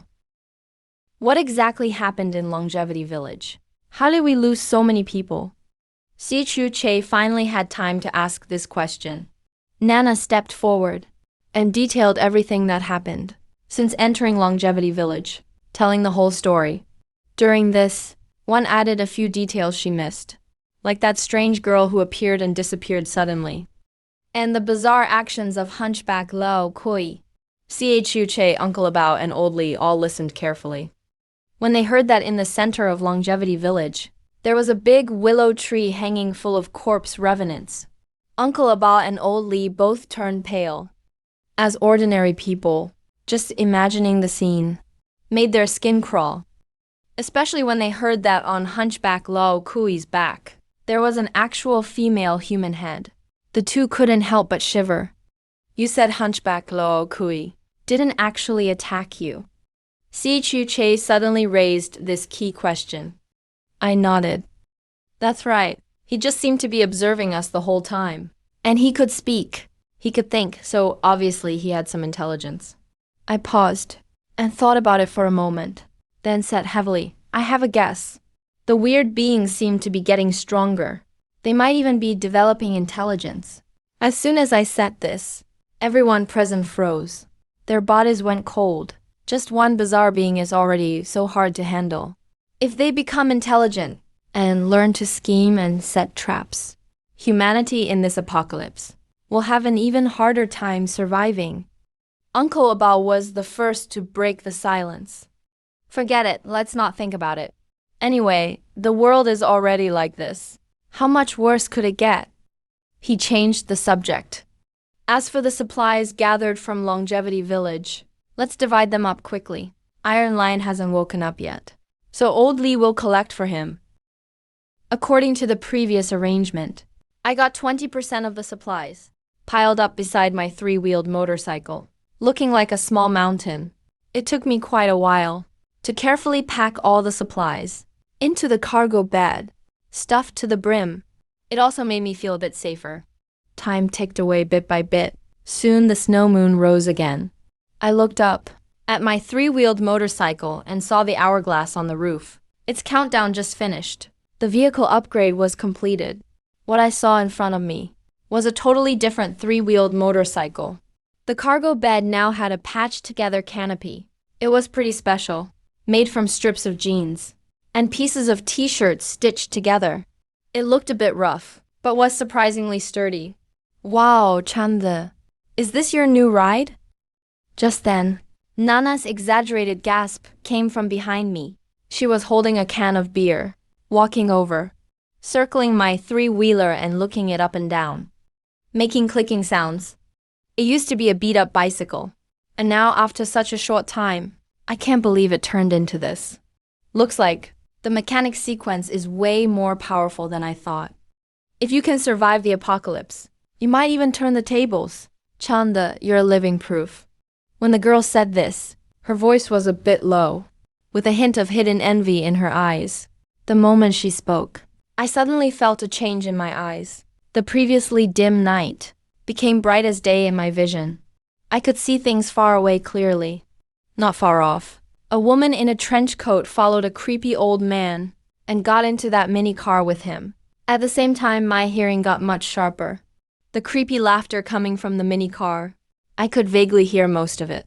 That creepy old guy actually used a bucket of instant noodles to strike a deal with the woman. I lay down on the sand nearby, took out a cigarette from my pocket, lit it and blew a smoke ring.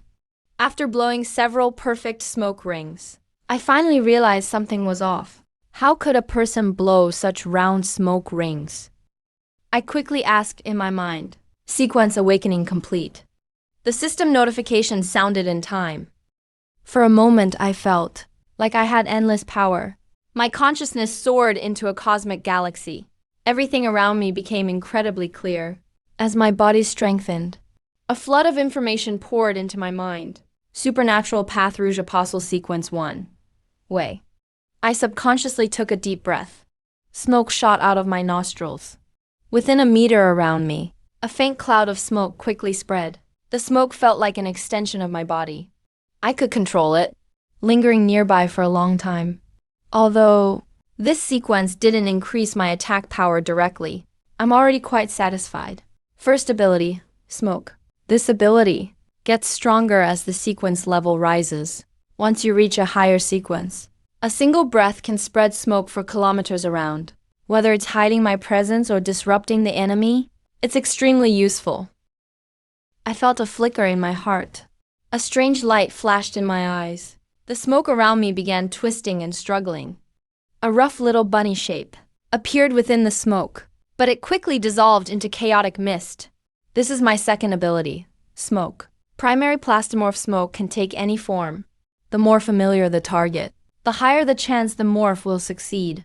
As long as I want, I can even mimic bizarre forms to confuse my enemies. Besides that, I also discovered that my previous lung discomfort from smoking and my old coughing problem have completely disappeared. I feel an unprecedented ease in my lungs. This is my third ability, and it's a passive one. Nicotine resistance. It not only makes me immune to tobacco's harm, but also lets me recover a bit of stamina while absorbing smoke. Just as I was feeling delighted, I suddenly felt a dizziness in my left eye. My vision blurred sharply for a moment. My heart dropped. Iron Line once mentioned that every sequence awakened must pay some kind of price or suffer side effects. Chu Che always walks barefoot. Awakened in the Titan sequence, their intelligence always takes a hit. Looks like this is the side effect of my Rouge Apostle sequence. I raised my hand to touch my left eye. I pulled out a small mirror from my backpack. Sure enough, my left pupil had turned from black to white. But I didn't have time to brood. Just awakening a sequence in the apocalypse is already a stroke of luck. I immediately got up and walked over to where the two escaped. College students had abandoned their bikes. They'd already gotten on the bus. The bikes were left ownerless. I planned to take the wheels off both bikes and use the frames on my tricycle's cargo bed to weld a sturdy roof rack frame. That way, I could even make a luggage rack on the roof and free up space inside the cargo bed to rest. Thanks to my improved physical abilities after awakening the sequence, I could dismantle the bikes much faster. Too bad the frames are welded together, and I don't have any tools to cut the frames. I opened the system again and silently thought, System, can you upgrade these materials into a roof rack? Reinforcement accessories. Cost, 362 slaughter points. Upgrade and process the materials in front of you. I only hesitated a moment before choosing to confirm. Spending over 300 slaughter points for a sturdy roof frame was worth it. I saw a countdown appear over the bike parts, immediately starting the slaughter timer. Doomsday migration. Choices in the sandstorm. I leaned against the vehicle and used my newly gained abilities, turning the surrounding smoke into a tiger one moment, then changing it into a giant python the next. Smoke mimicry is probably my strongest attack right now. Later, facing enemies, I can use the smoke to hide myself first, and then attack with the mimicry. An hour passed by quickly. Time slipped by in a flash. Your component's upgrade is complete. Looking at the area where I had arranged the bike parts earlier, it now had a bunch of steel pipes and all kinds of clamps. These parts Looked like they were custom made for building a roof rack. I happily picked them up to examine. They were a perfect fit for my tricycle. Pretty soon, the roof rack was fully assembled. I was just about to sleep when I noticed a willow branch. This was a willow branch from the ancient tree in Changshu village. Since yesterday until now, this willow branch looked as fresh as if just cut from the tree. I could even feel the tender leaves with my fingers. I pulled my hand crossbow from my belt and touched the bowstring. After fighting hard in Changshu village, the crossbow string was already seriously worn out. At this rate, it'd break after just a few more shots. Without the crossbow, my combat ability would be greatly reduced. I didn't know if the willow branch could replace the bowstring, making a relic. If I could get a relic hand crossbow, my combat strength would skyrocket. Fusion of willow branch and hand crossbow. Can they be fused and upgraded into a relic? Upgrading the hand crossbow requires 5,000 slaughter points. Insufficient points. Please keep trying, host. Now I've got just a little over 4,000 left. It's just not enough. I can only give up. Desert nights are colder than I expected. The temperature was dropping staggeringly fast. The blood moon had already set, and the blazing sun rose at the horizon. The golden sunlight dyed the desert gold again. Some survivors, faces covered in dirt, crawled out from the bus. There are benefits to joining the bus convoy. Life is more secure, but you have to hand over supplies to Old Lee for the group to divide. And it was way too cold last night, since a few days ago when some survivors saw through her disguise. Zhou Zhaoxiao stopped dressing like a boy. She switched back to girl's clothes. Her features were delicate, and her short ear-length hair looked cute, lively, and playful. Sis, my breath smells terrible. I need to brush my teeth. Zhou Len glared at her. Zhaoxiao, my little sister. No way, are you crazy? It's the apocalypse right now. And we're in the desert. You know how precious water is? Unable to resist her sister's whining, the two of them went somewhere with nobody around and shared half a cup of water to brush their teeth. I watched without saying anything. Only you truly know how precious water is. Hey, Yezi, your eye. When Iron Lion saw me, the first thing he noticed was my left eye, a white pupil. One black, one white. One has a black pupil. One has a white pupil. I replied nonchalantly. Nothing serious. I awakened. The second sequence last night. The big guy Iron Lion was stunned. You awakened. The second sequence? Everyone was shocked. Nana looked shaken. Having two sequences is great, but you have to pay double the price. Can you handle it? I lit a Wazi cigarette, exhaled a puff of smoke, and said slowly, it's no use worrying now. I'll deal with it when the time comes. Iron Lion rumbled. Yezi, what's your second ability? I blew out a smoke ring, and as everyone looked on in surprise, the smoke churned, and a little Wolf broke free from the smoke, running lively around their feet. Limit apostle training. I didn't bother to hide it, just said the sequence name out loud. Face apostle. A type of supernatural path. Captain C.H.U., who owns an eavesdropping radio, is very knowledgeable. He quickly gave his own feedback. A supernatural pathway. I'm a bit confused. From the information I have, there's no mention of a supernatural pathway. Extraordinary sequence. More than 100 pathways. You can think of them as major categories, Captain C.H.U. explained. For example, Iron's Titan sequence and Nana's Sword Immortal sequence can all be classified as melee pathways. Human order has already collapsed. For now, that's the only way to categorize them. You can control smoke, which should be a supernatural pathway. It can also be called a superpower pathway. Ah, someone's dead. A woman pointed in terror at a tent in front of her. I lifted the curtain of the tent and saw the man's corpse. I more or less understood the cause of his death. Last night, there was a drastic temperature drop.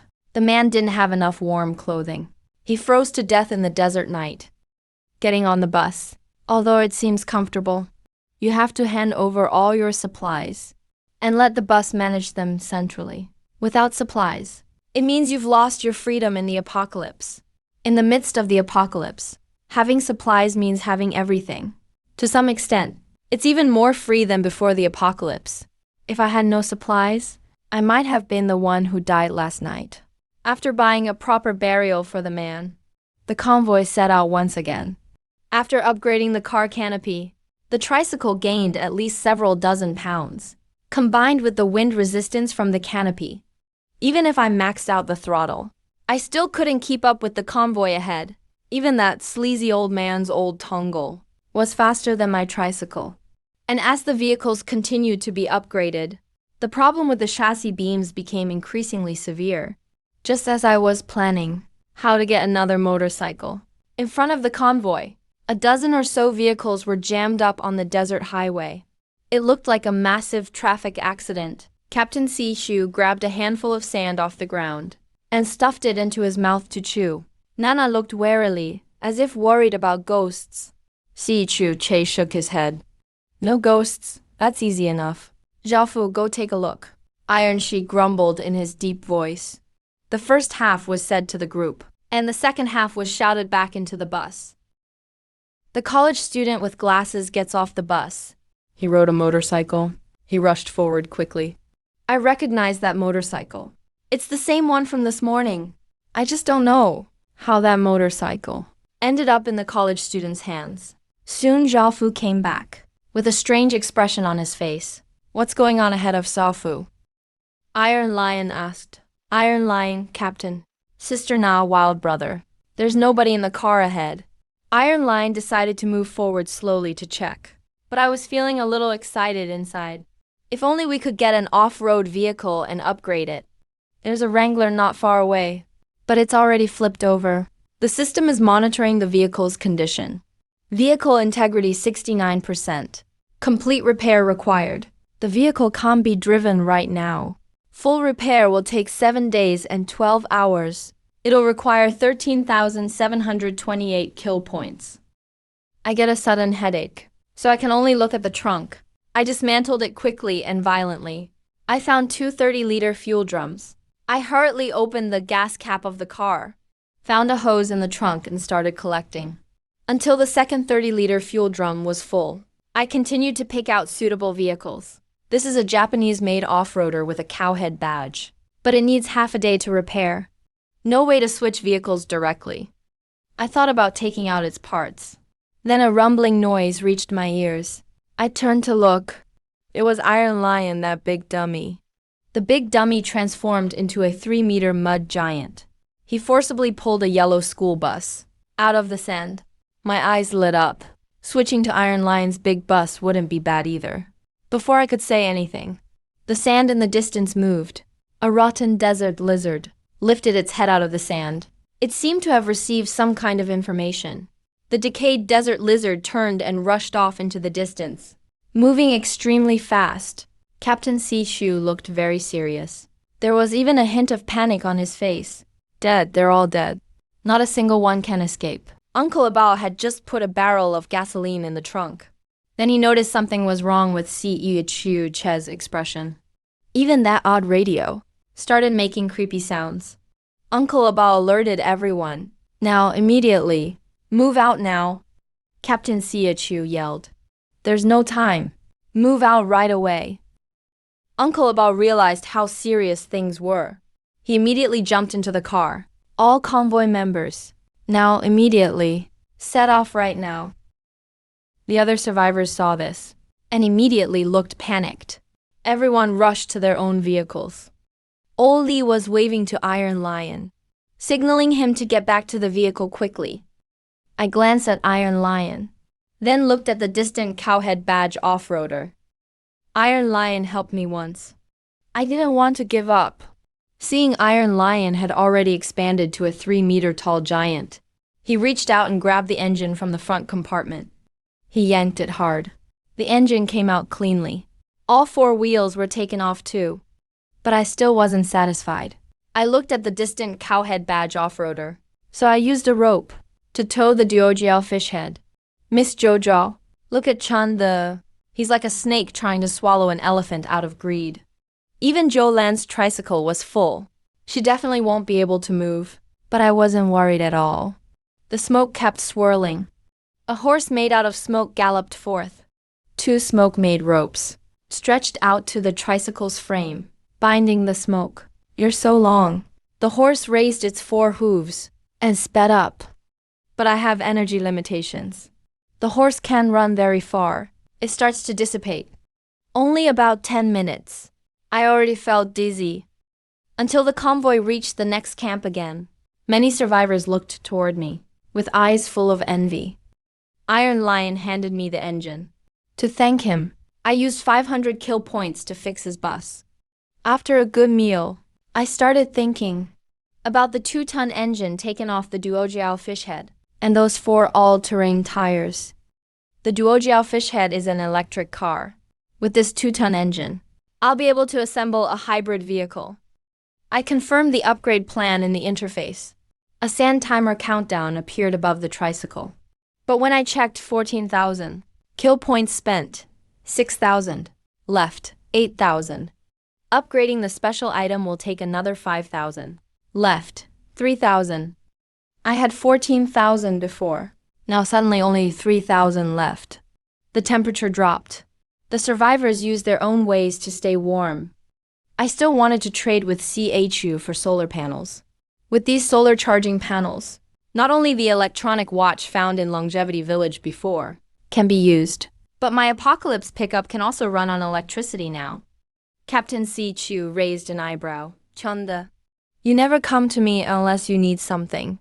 Looking for me in the middle of the night. What's the real reason? Just say it. I pointed to the solar charging panel behind Captain CHU. Captain CU. 1 bag of 10 kilograms flour and 1 bag of 10 kilograms rice. Are you crazy? I didn't expect Captain CHU to be so ruthless. Way worse than me. CHU Che laughed, kneeled. You could go ask old Zhang. He has a bunch of solar charging panels. If you trade with him for panels, the price is at least double. Captain CHU, you're way too expensive. CHU Che replied, it's not expensive. You've got lots of supplies, but you're just feeding yourself? I have to support all these people. You still owe me a 15-liter can of gasoline. When are you planning to pay me back? I was shocked, speechless. Captain CHU was very satisfied with how flustered I looked. But CHU Che said, if you really think it's too expensive, I do have another set of solar charging panels. Though they're broken. But for you, it shouldn't be a problem. If you want them, I'll give you a discount, half the previous price. After saying that, CHU Che stood up, walked over to a nearby suitcase that must be at least 30 inches, next to that suitcase. When Captain CHU previously gathered supplies, he got a piece of red leather. CHU Che took it out of the suitcase and placed it elsewhere, back at the convoy trade fair. I had seen this piece of leather before. It could very well be some kind of special item material. System, what is this leather? Requires spending 100 kill points to identify. It actually costs kill points to identify. That's never happened before. Could it be an incredibly valuable special material? Confirm identification in my mind. When it's confirmed, the system quickly gave an appraisal response. Appraisal complete. Item name, Skin Ghost Scalp. This item is a rare special material. The special item serial number may be under 2,000. But there's some chance of side effects? Yes. It might not be as good as Captain CHU's bugging radio. But I'm quite content with it. Do you want this? Captain CU asked me. CHU Che began talking about what he knew. That was before I joined the team. There was a survivor gathering supplies and brought this thing out. Later one morning, that survivor was found dead in his own tent, and his skin had been completely stripped off.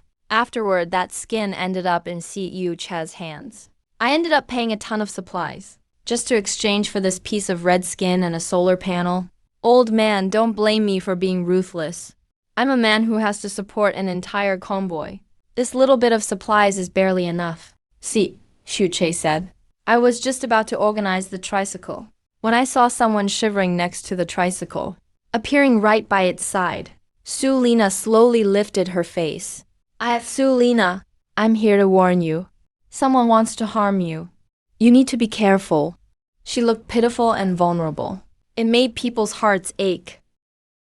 So you just came here to tell me this? Sulina. You're a good person. I don't want good people to get hurt. I can't say. If I do, others will target me. You know my name. And you'll definitely retaliate. I don't want to see anyone get hurt. The world is already like this. I didn't care. This tea-like woman pulled a Snickers bar from her pocket and handed it over. Sulina struggled to look away. I'm telling you this because I don't want good people to get hurt. It's not because I want anything from you. That's it. Good night. Turns out, not long ago, Sulina was stopped by Su Jiaojiao. Su Jiaojiao said distribution is unfair now. Why should women do the cooking, while men get to enjoy it as if it's nothing? Don't attack me. Don't pick on the weak. Join forces with Sulina and build their own team in the apocalypse. Sulina raised her hand and slapped. Su Jiaojiao didn't expect Sulina to actually hit her. Sulina, I'll fight you now. Jiaojiao sis. Don't be impulsive. We're all in the same convoy. Don't act rashly. College student Zhao Fu rushed out and quickly stopped Su Jiaojiao.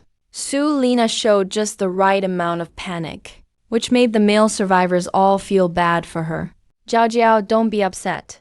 If you have something to say it nicely. We're all in the same vehicle. It's Jiaojiao. Is there some misunderstanding? The men all chimed in one after another, heard through Su Jiaojiao's ears. It was enough to make her explode with rage. You idiots, all of you. Isn't it just because you find Sulina sexy? She's got a man now. A trace of embarrassment and anger appeared on Sulina's face. Tears suddenly welled up in her eyes. The reason I hit you. Shouldn't you know yourself? Such acting skills are impressive. Su Jiaojiao could only rage helplessly. I learned about it later. At first, Sulina wanted to rely on Captain Chu. He has supreme power in his hands. Can live peacefully even in the apocalypse. But Captain Cu turned out to be a dysfunctional iron lion and didn't want to get close. She couldn't handle that 2-meter height, so she turned to me, thinking I'm weaker, easier to control. And my conversation with her just now was seen by the convoy members. It wasn't a coincidence. It was intentional. She wanted others to sense some unclear feelings, so those men interested in her would back off. Because I'm in the extraordinary sequence. No one dares to make a move. But all I could think about was the willow branch in front of me. Item name, wishful willow branch. Type, special item. Materials can be used to craft special items. This hospital willow branch is far inferior to the skinned ghost's scalp. Still quite lacking, but I carefully put the hospital willow branch away. When I opened my eyes again, the vehicle upgrade was complete. I've been waiting for this apocalypse pickup for so long. It's made just for me. Next, I'll install 4 all-terrain tires. I took the jack out of the bed and started installing the tires. The jack lifted the car at an angle. I just carried the tires up myself. And then a beautiful person appeared. It was Sulina. She was holding a hex wrench tube. Her voice was a bit hoarse. Chanai, I saw you were busy. I didn't wait for her to finish. Reached for the wrench tube and started installing the bolts. What is she scheming? I can guess at least part of it. But if she wants to be my heroine, she can forget it. It's the apocalypse after all. I don't want to drag along dead weight. If there's danger, I wouldn't mind making her a scapegoat once. Sulina has no idea what I'm thinking. She was even happy since I didn't kick her out. She hid that happiness deep inside. This time she kept it well hidden. I quickly finished installing the 4 tires. Sulina quietly helped on the side. Afterward, I put a cigarette in my mouth and started installing the engine. This apocalypse pickup uses both gasoline and electric drives. As the truck shook and roared, I couldn't help but grin. Finally, not the weakest link in the convoy. The roar of the engine finally drew everyone's attention. Whoa, Yezi, that's awesome. You whipped this beast up in just one night. Hey, was this the chili fish truck from before? In this apocalypse, who wouldn't want a ride? Captain Chu was even more surprised. To finish an apocalypse vehicle in one night. Even his radio couldn't pick up a peep. He was so excited he kept trembling. He must have figured out I clearly have a secret. Everyone has secrets. But nobody's secrets are as many as Captain CHUS. Yezi, come down and let me try. Nana hopped right in, then immediately complained. Geez, is your cabin really this crappy? And it's a manual. In the crowd, that feminine Sulina had already squeezed out of the group. From the supplies nearby, found a stove and block alcohol, and started making breakfast. While everyone is envying your achievement, I'm the only one worried if you eat enough. Let's see how you escape my grasp this time. Sulina's lips curled up slightly, but quickly hid it again. Suddenly, the engine of the Apocalypse pickup roared loudly. The vehicle shot forward abruptly. The tires screeched wildly. Survivors around couldn't dodge in time. One after another, people were screaming and trying to get out of the way. Just as the vehicle was about to hit the old man, the tires on the road left 2 deep tire marks, and just stopped like that. This old man was no stranger. He was old Zhang, owner of the old Tongli restaurant. The old man wanted to curse, but when he saw Nana behind the wheel, he forcibly swallowed all the words he was about to say. After all, you don't mess with sequence transcendence. As for me, there was no expression on my face. The vehicle settled. Next step is to plan upgrading the strange artifacts. A bowl of steaming noodles was brought to me by Sulina. There was a fried egg inside, and 2 green vegetable leaves. I remember there was no egg in my cabin. Eggs are considered absorbent items here. And these green vegetable leaves. This is a desert after all. Where did she get these green leaves? It's just ridiculous. Sulina lowered her head, blushed and said, I made this myself. Go ahead and eat. I'm going back to eat now. After saying that, she turned around and left. At this time, everyone else's breakfast had already been prepared. Old Lee greeted Sulina with a smile. Lena, your car is really nice. No wonder you're a mechanic sequence transcendent. Sulina could obviously feel. People around her were much friendlier. Even that creepy old man didn't come to bother her this morning.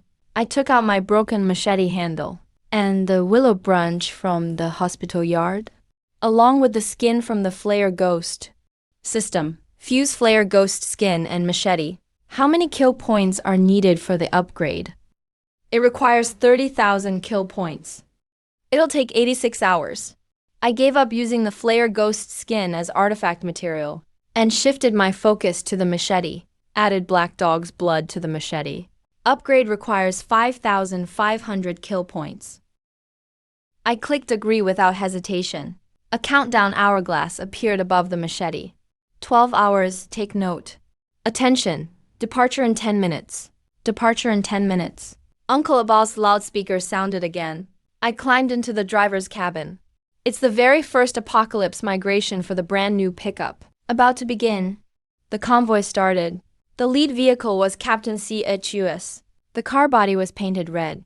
The custom off-roader with fairness written in red paint. Next was that pitch-black SUV. Notice the convoy was gradually slowing down. I peeked out to check. Saw 2 cars parked by the roadside ahead. They were 2 burnt-out car frames. Captain CHUS vehicle had already stopped. A young man bolted out from the car. I know this guy. He's the 3rd person in Captain CHUS vehicle. There are 3 people in Captain CHUS car. Uncle Abao usually helps Captain CHU with various convoy chores. Captain CU doesn't normally deal with convoy matters himself.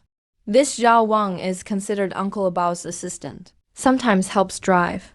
Sometimes assists Uncle Abao with other tasks. I nodded, sizing up the 2 car frames in front of me. These 2 cars had been fully burned. There's nothing left inside the vehicles. Captain CU said over the radio, Attention. Attention, the route has changed. We need to leave the paved road. There's no other way. There's danger ahead. If we head over there now, I'm afraid not a single person will survive. Is it that dangerous? I flicked the cigarette ash. My expression turned a bit more serious. Captain CHU looked grim. It's very dangerous. Although our convoy has 4 sequence supernaturals. If we encounter a powerful entity, I'm afraid none of you will be a match for it. All right, everyone, don't worry too much. As long as we don't move forward, there won't be any danger. Everyone, go back first and let some air out of your tires. I also returned to my own vehicle. I let some air out of all four wheels. Then I returned to the cockpit. It was already 9 p.m. when the blood moon hung high. My cleaver had also finished its upgrade. The handle was wrapped with a bead from a feast willow branch, and a vibrant green sprout had grown out.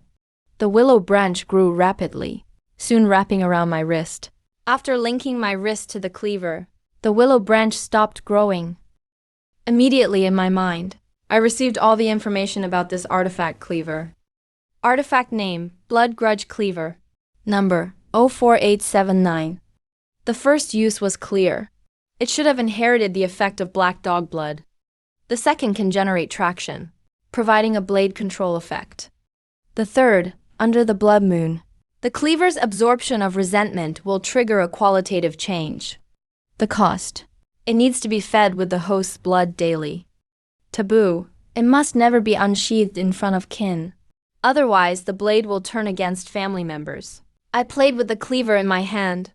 With a flick of my wrist, the cleaver shot out under the blood-colored moonlight. A willow branch extended infinitely into the dark night.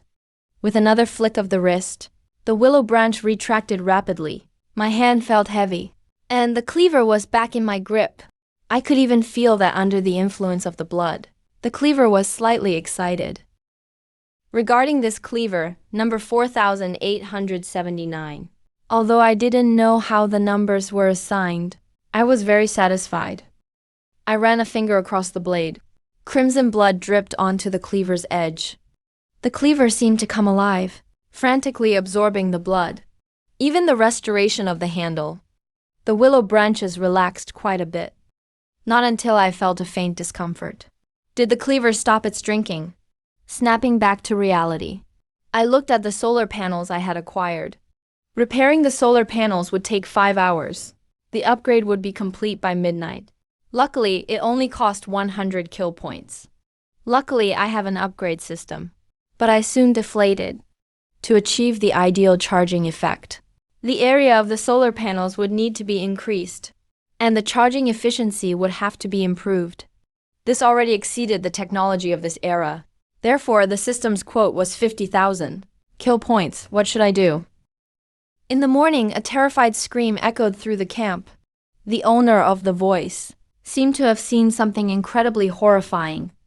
That's a sandstorm. The sandstorm is here. I looked up. A yellowish-brown horizon was rolling toward us. There was no end in sight. The world was a blur of dusty yellow. One couldn't distinguish heaven from earth. The scorching sun was swallowed by the yellow dust. The wind hitting my face made it sting. The car windows rattled with a pitter-patter. It was like a giant beast devouring everything. Damn it, what are you standing there for? Run! The whole camp had fallen into chaos. I had already rushed back into the big pickup's cockpit. That yellow horizon was already right in front of us. Che, aren't you the guide? How did you not sense such a massive sandstorm? Uncle Abao asked loudly, while gripping the steering wheel. Captain Si Shu glanced at Nana, who was catching up behind. He cursed it under his breath. I'm a guide, not a meteorologist. I can sense entities, not the weather. A piercing voice cut through the wind and reached my ears. Sister, Chanda, save my sister. Jojo's head leaned out of the car window. Her short hair whipped in the wind. She shouted toward my side, her face full of anxiety. At that moment, Jolan finally crawled out from under a sand dune, but I had no intention of saving anyone. No matter how beautiful she wasn't more important than my own life. Chanda, please, save my sister. Jojo was still shouting. I ignored her completely. Jojo's speed was also getting faster. Brother Chan, save me. A man suddenly rushed over from the side. Someone even spread their arms to block my truck. To their surprise, I paid no mind. The car shifted directly from 4th to 5th gear, chasing the convoy ahead.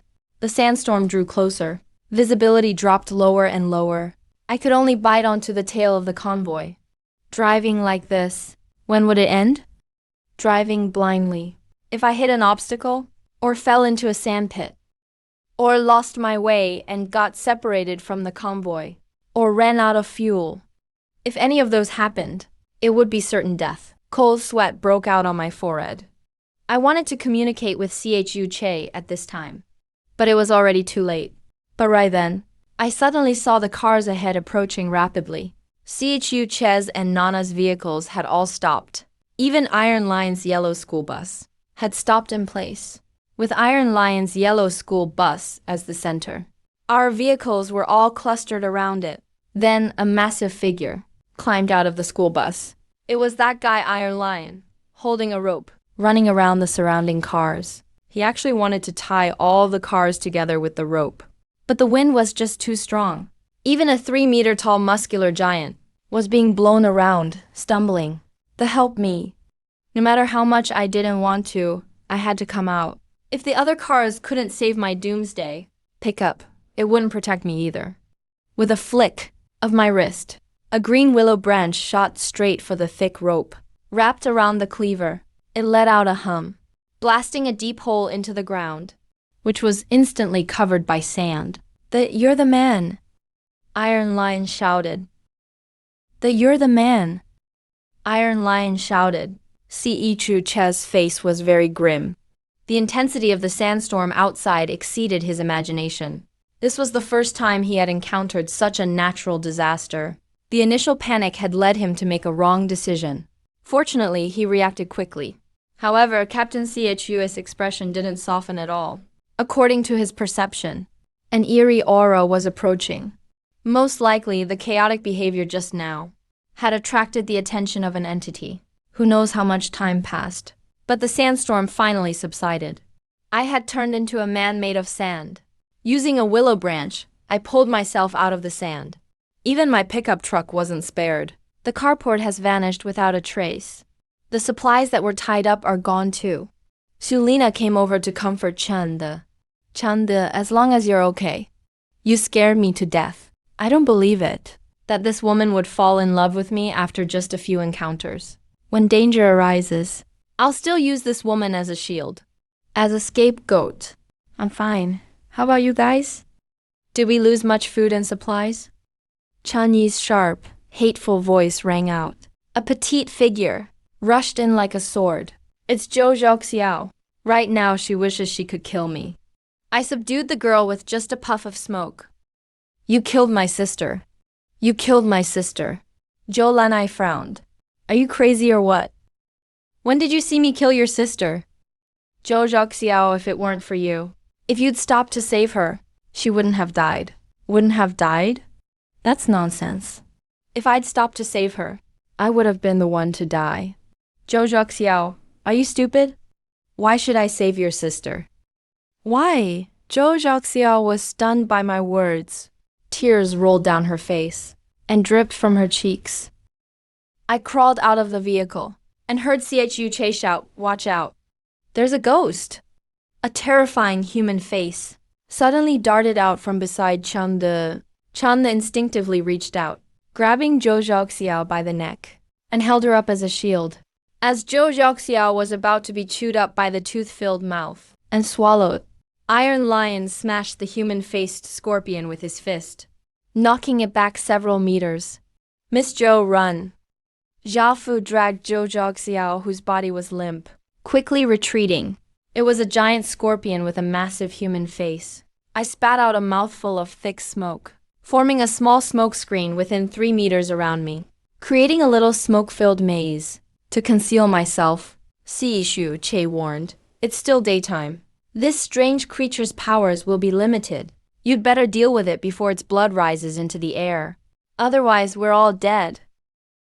Nana drew the long sword from her waist. Iron Lion tapped his iron fists together and charged forward again, punching the human-faced scorpion. It hurts! It hurts!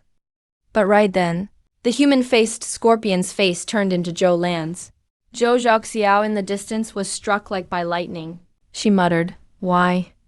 Why is in my sister's face? Chanda, why didn't you save me? If you'd just stopped to save me, I wouldn't have died. Chanda, I want you dead." The scorpion's last word was die. Sharp and grating. A scorpion tail stabbed forward like lightning, hitting where I was standing before. The smoke was pierced, creating a hole. But there was nobody inside. Seizing this moment, Nana began reciting a spell again. Red is the essence. Sword breaks the bronze body, drawing blood from the spiritless. Howling at the three souls. The longsword in her hand kept leaving wounds on the human-faced scorpion. Qianshen, do you see who I am? Just as the sword was about to stab the scorpion's eyes, its giant face twisted again, transforming into the face of a woman washed and worn. Qian, do you still remember me? I'm your most dear sister. I miss you so much. I really miss you. If you eat me, I won't blame you, because we finally become one. Now you are me, and I am you. As expected, strange beings are never easy to deal with. Iron Lion also noticed something was wrong. He dodged past the two huge pincers to withstand some of those tail attacks, finally getting close to the human-faced scorpion. Damn you. Stop acting creepy. Die, boss. Look at me, see who I am. The scorpion's face twisted again. This time, it became an elderly man with white hair. Big guy, don't let his looks fool you. By the time I shouted, it was too late. Iron Lion's giant body trembled intensely. His eyes turned red. I'd never seen Iron Lion with an expression like this. If the three of us lose, the whole convoy will die today. I handled my machete, with willow branches, stabbing toward that giant face. No matter who it becomes, even if it's family, I'll kill anyway. Smoke surged around me. Several big dogs rushed out of the haze, charging straight for the scorpion. Captain Yu tossed me a bottle of black dog blood. I timed it just right and splashed the dog blood on the scorpion, making it unable to attack for now. Seeing Nana stand frozen, I raised my hand and slapped her little face hard, then gave Iron Lion a slap too. 10 minutes later. The mist was full of howling, which made the survivors nearby tremble in fear. I hid in the smoky haze, Taking random shots now and then. sometimes tossing my machete. Sometimes it's my big dog. I stood behind Iron Lion. This big guy's size really blocks the attacks well. Nana spat a mouthful of fresh blood onto her sword. The blade glowed and shined, and with one strike chopped off half the scorpion's head. My machete spun into a wind wheel and stabbed deep into its brain. I gained 20,000 killing points.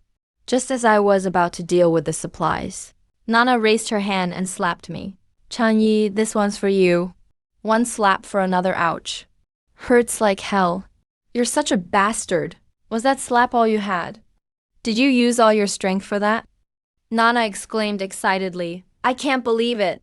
We actually killed a strange creature. Since the apocalypse started, I've only heard about strange creatures being killed, but never seen it happen. Didn't expect we'd do it today, Si Chu-che explained. I've heard of Sequence 2 Transcendence, taking down a strange creature solo. When Sequence 2 was mentioned, Nana reacted like a cat with its tail stepped on, clearly upset. If what Si Chu-che said is true, then how are the strange creatures still rampant? It's embarrassing. Si Chu-che comforted. You still know too little about this world. The strength of Sequence Transcendence. You've only used a small portion of it. Even Nana, you're the only sword immortal sequence in Daxia. You have great potential. Don't let me down. And Changyi, your supernatural path is quite powerful too. If not for you this time, we would probably all be dead. He finished, then went over to the monster's corpse, staring at the spot where the scorpion disappeared. It's the shell on his body. I have the system appraise it. Item name, Face Scorpion Carapace. Origin, a face scorpion killed by 3 sequence transcendents working together. Dropped item. This item has very strong defensive properties. If it can be crafted into a defensive artifact, we could get a pretty decent extraordinary item. It's worth collecting. Chanda Si Yu-che. There's another one here. Nana shouted. Si Yu-che reacted even faster than me. He ran over immediately. I squeezed over to take a look. A system prompt popped up. Item name, Face Scorpion Skin. Has powerful transformation and regeneration abilities. Si Yu-che's eyes lit up. He stroked the skin in his hand. He murmured, "This is a windfall." A windfall. When he saw my intense gaze, a sly, mischievous smile appeared on his face. What, you want this too? To kill the face scorpion. If it weren't for Nana's sword or iron lion blocking the way, or your smoke fog, or even my dog blood, it would have been impossible. So this face scorpion skin, plus the shell from before, should be split among the four of us. You don't have any objections, right? Si Chu Che is right. Without any one of us, we couldn't have taken down the face scorpion, much less gotten the skin or the shell. The sun was slanting west now, casting orange-red light over the dunes. The first thing I did was check my doomsday pickup truck. Both side windows were completely blown out. The canopy at the back was damaged too. No idea where it got blown off to. Checked by the system. The vehicle was basically intact. That finally gave me a little relief. Quite a few are missing. When we left Longevity Village, there were over 40 of us. Now there are fewer than 30 left. The wrinkles on Uncle Bao's face have grown deeper. He keeps muttering to himself. He's clearly only a man in his 40s. But now he looks like he's in his 50s. Si Chu Che walked over and said to me, "Chun Li, there aren't many people left in the convoy. What I mean is, from now on, everyone should eat together. This way, we can save some resources. Of course, you have to provide your own ingredients." I thought about it and agreed. From now on, we'd eat from the communal pot. After finishing the meal and cleaning up, I checked the system. There were actually over 30,000 killing points. I clearly remembered that when the face-masked scorpion died, a wisp of gray mist was absorbed by the blood moon cleaver. I pulled the cleaver from my waist with a backhand motion. By the blood-red moonlight, I leaned in with my right eye to look closely. There was an extra hint of dark patterns on the blade. At this moment, I felt myself becoming very strong. This might be my trump card for stepping onto the path of the strong. Just as I was thinking about how to allocate the 30,000 killing points, Nana walked over carrying some liquor. As I stood up, the girl grabbed my pant leg. "Chunyi, did I say you could leave?" I looked down and saw the pink-haired girl's watery eyes. Si Chu Che, nearby. Captain Si Yu saw this scene, and he suddenly perked up. Hey, buddy. "You two take your time chatting. I'm tired, going back to rest now," I explained in a panic. Captain Si Yu, "No, it's not what you think." Chio Che gave a sly smile, with a knowing look in his eyes. "I get it. Don't worry, no one will come to disturb you." Che, you bastard. I couldn't help but swear. The girl held onto my thigh tightly, refusing to let me go. Considering she's the top expert in the convoy, I'll have a bit more patience today. "Nana, you've had too much to drink." "I didn't," muttered the girl. "Listen to me. Actually, my name isn't Nana. My name is Qianchen. Nana is my sister's name. Son Nana, I only found out later." That guy Chu Che immediately turned on the radio to eavesdrop. He was more focused on this than eating. I didn't say a word, quietly remaining an audience of one, listening to her tell the deepest, darkest secrets hidden in her heart. If it weren't for the apocalypse, Nana no. Son Qianchen might, now, be a freshman at a top-tier domestic university. Her family was wealthy. There were 7 people in her household. Her parents both had decent jobs, with substantial incomes. They were prominent figures in the local area. Her grandparents' monthly pensions were tens of thousands of yuan. Her sister was a graduate student at a famous university. She had a bright future after graduation. Although her younger brother was a bit naughty, but he was also very cute. Such a family was undoubtedly very enviable. Until one day, when she received her admission notice, everything changed. That day, she walked to her front door in a daze, only to see that the original trees had grown to cover the sky. The next second, the tree opened its mouth and swallowed her father in one bite. The branches were like pythons, brute forcing their way through the walls, deep into the house, devouring her family members one by one. Sun Qianchen's mind went blank at that moment. Fortunately, her sister's son Nana was older after all. She discovered a cruel pattern of this giant tree. The tree was relatively safe while it was eating someone. This discovery made son Nana make a decision. When she was being coiled by a branch and sent toward that huge mouth, she pushed her sister out. Sun Qianchen watched as her sister was swallowed. She lost her mind for a moment, standing there stupidly. Just when she thought she was going to die, that eerie tree stopped attacking.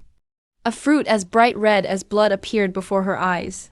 Chanda, do you know why you're all sequence 1? But I'm sequence 2. By now the girl was covered in tears. Later I heard that Si Hu Che, who was eavesdropping in the car at the time, had a look on his face that was ugly to the extreme. He had probably confirmed that the reason Sun Qianchen promoted so quickly was that fruit stained with her family's blood. Hey, it's that fruit. Chanda, I ate my whole family. The girl wept like rain.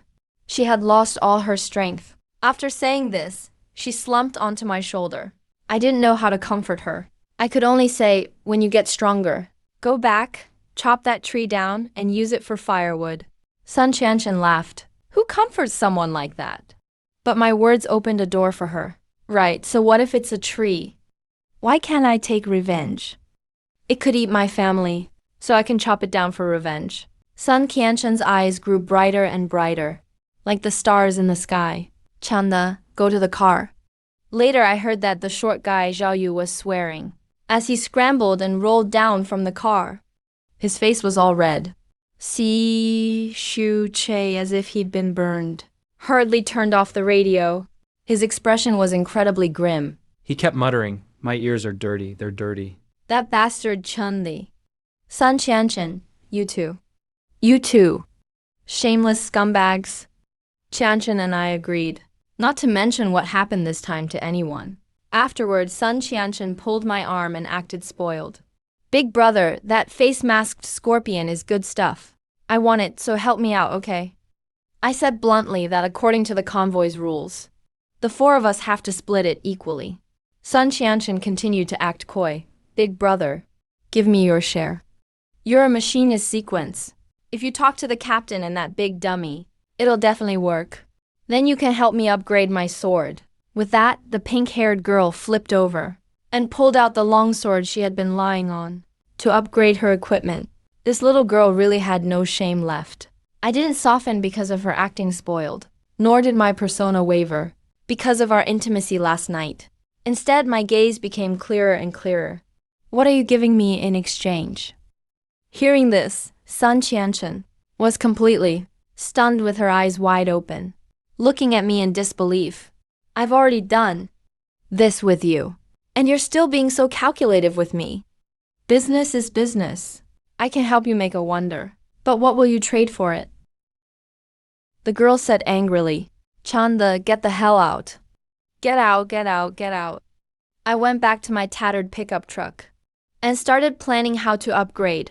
The first option was to upgrade the cleaver, but that would cost 30,000 killing points. The second was to exchange for a potion capsule from the system. I heard Captain Sichu say that potion capsules can fully tap into human potential and improve the strength of sequence transcendence. They are even more precious than sequence remnants. I asked the system, how many killing points are needed for one potion capsule? It takes 50,000 slaughter points to exchange for a potion capsule. When I heard that price, I instantly gave up on the idea of exchanging. I could only use the rest of my slaughter points to upgrade items. Bargained with the system for a while. The final plan was to spend 15,000 slaughter points and upgrade the solar charging panel within 48 hours. After the upgrade, the driving range of Duojiao Fish Head reaches 100 kilometers. When confirming this upgrade plan, my fingers were trembling, looking at the freshly acquired 30,000 slaughter points. In the blink of an eye, only about 10,000 were left. I really felt unwilling. I thought of the potion capsule again. Since I don't have enough slaughter points, is there no alternative solution? Don't martial arts novels usually have internal cultivation methods? Does the system have any way to enhance sequence transcendence? Just like internal cultivation methods, Estimated to need 10,000 slaughter points. Deduction will take 36 hours. Currently, system tasks are underway. Do you want to interrupt the current task? Note that interrupting the running task will not refund the consumed slaughter points. Of course I refused. It would waste too much time. At that moment, the captain suddenly called a meeting. He frowned slightly, rarely looking so serious. Everyone, conserve your water. Should be within these few days. We'll run into other convoys. If things go smoothly, we can trade some water with them. Upon hearing this news, my expression also became serious. In the apocalypse, sometimes it's not always the weird things that harm you. Often, it's people. The convoy started moving forward. Captain Chu sometimes stops, seemingly to find the right direction. Behind my doomsday pickup truck is that miraculous grandpa car. Normally, that grandpa car should have run out of power a long time ago. But the old man is still alive. And the car can travel so far. Everyone else is dead. But he's living so well. Even knowing something's off about him, I choose to stay as far away as possible. Just observe first. Not long after, the pickup's electric upgrade system finally finished. A solar charging panel appeared on the roof of the cockpit. Originally, I wanted to use it to recharge. But now there's a more important task. Let the system deduce exercise sequences. Extraordinary laws. System starts deducing, based on the host's request. Beginning deduction using martial arts internal cultivation methods as the blueprint. Estimated duration, 36 hours. Deducting 10,000 slaughter points. At that moment, Zhao Wang shouted excitedly, "Captain, they're here!" Looking in the direction Zhao Wang pointed, a caravan was coming toward us in the desert, heading our way. Some of the camels at the front had people on them. The camels at the back were loaded with supplies. Those not riding camels were even more numerous. There were men and women among these people, all in shabby clothes. Everyone's cheeks were sunken, faces pale and sickly, eyes dull and lifeless, bodies as skinny as grasshoppers. Their hands and feet were still tied with ropes. One end of the rope was held by a burly man. Seeing these people, only one word popped into my mind: slaves. Soon the two groups meet. An old man with a pipe in his mouth, smiling as brightly as a chrysanthemum, was barefoot standing on the scorching sand, reaching out to Captain Chu. "Hello, Mo Wyron. You can call me Captain Mo. Mo old man works too." I wasn't paying attention to the supplies, but focused on the back. One ragged survivor after another. Their eyes were lifeless. They were treated even worse than the camels. And not only that, there were even 5 wolves in this caravan. Silently, they formed a circle. Surrounding us, a strange howl rang out. 5 wolves crouched low and sneaked over to a man's side. Mo Wyron introduced. "Commander 2, let me introduce you. This is Zhang Lei, an important member of our team." "And this one is Ding Dong, also an important member of our team." He pointed to a fit woman next to him with crossed arms, and said, I deliberately took a closer look at the bandage on the woman's hand. This kind of bandage is the type used by boxers for practice. Her sequence is probably related to these bandages. The one next to them is Liu Yang. The kid hasn't come of age yet. He's immature, don't hold it against him. Last one is the boy standing at the very back of the crowd. He's covered in a hooded cloak, hiding behind a camel to avoid the sun. I noticed something.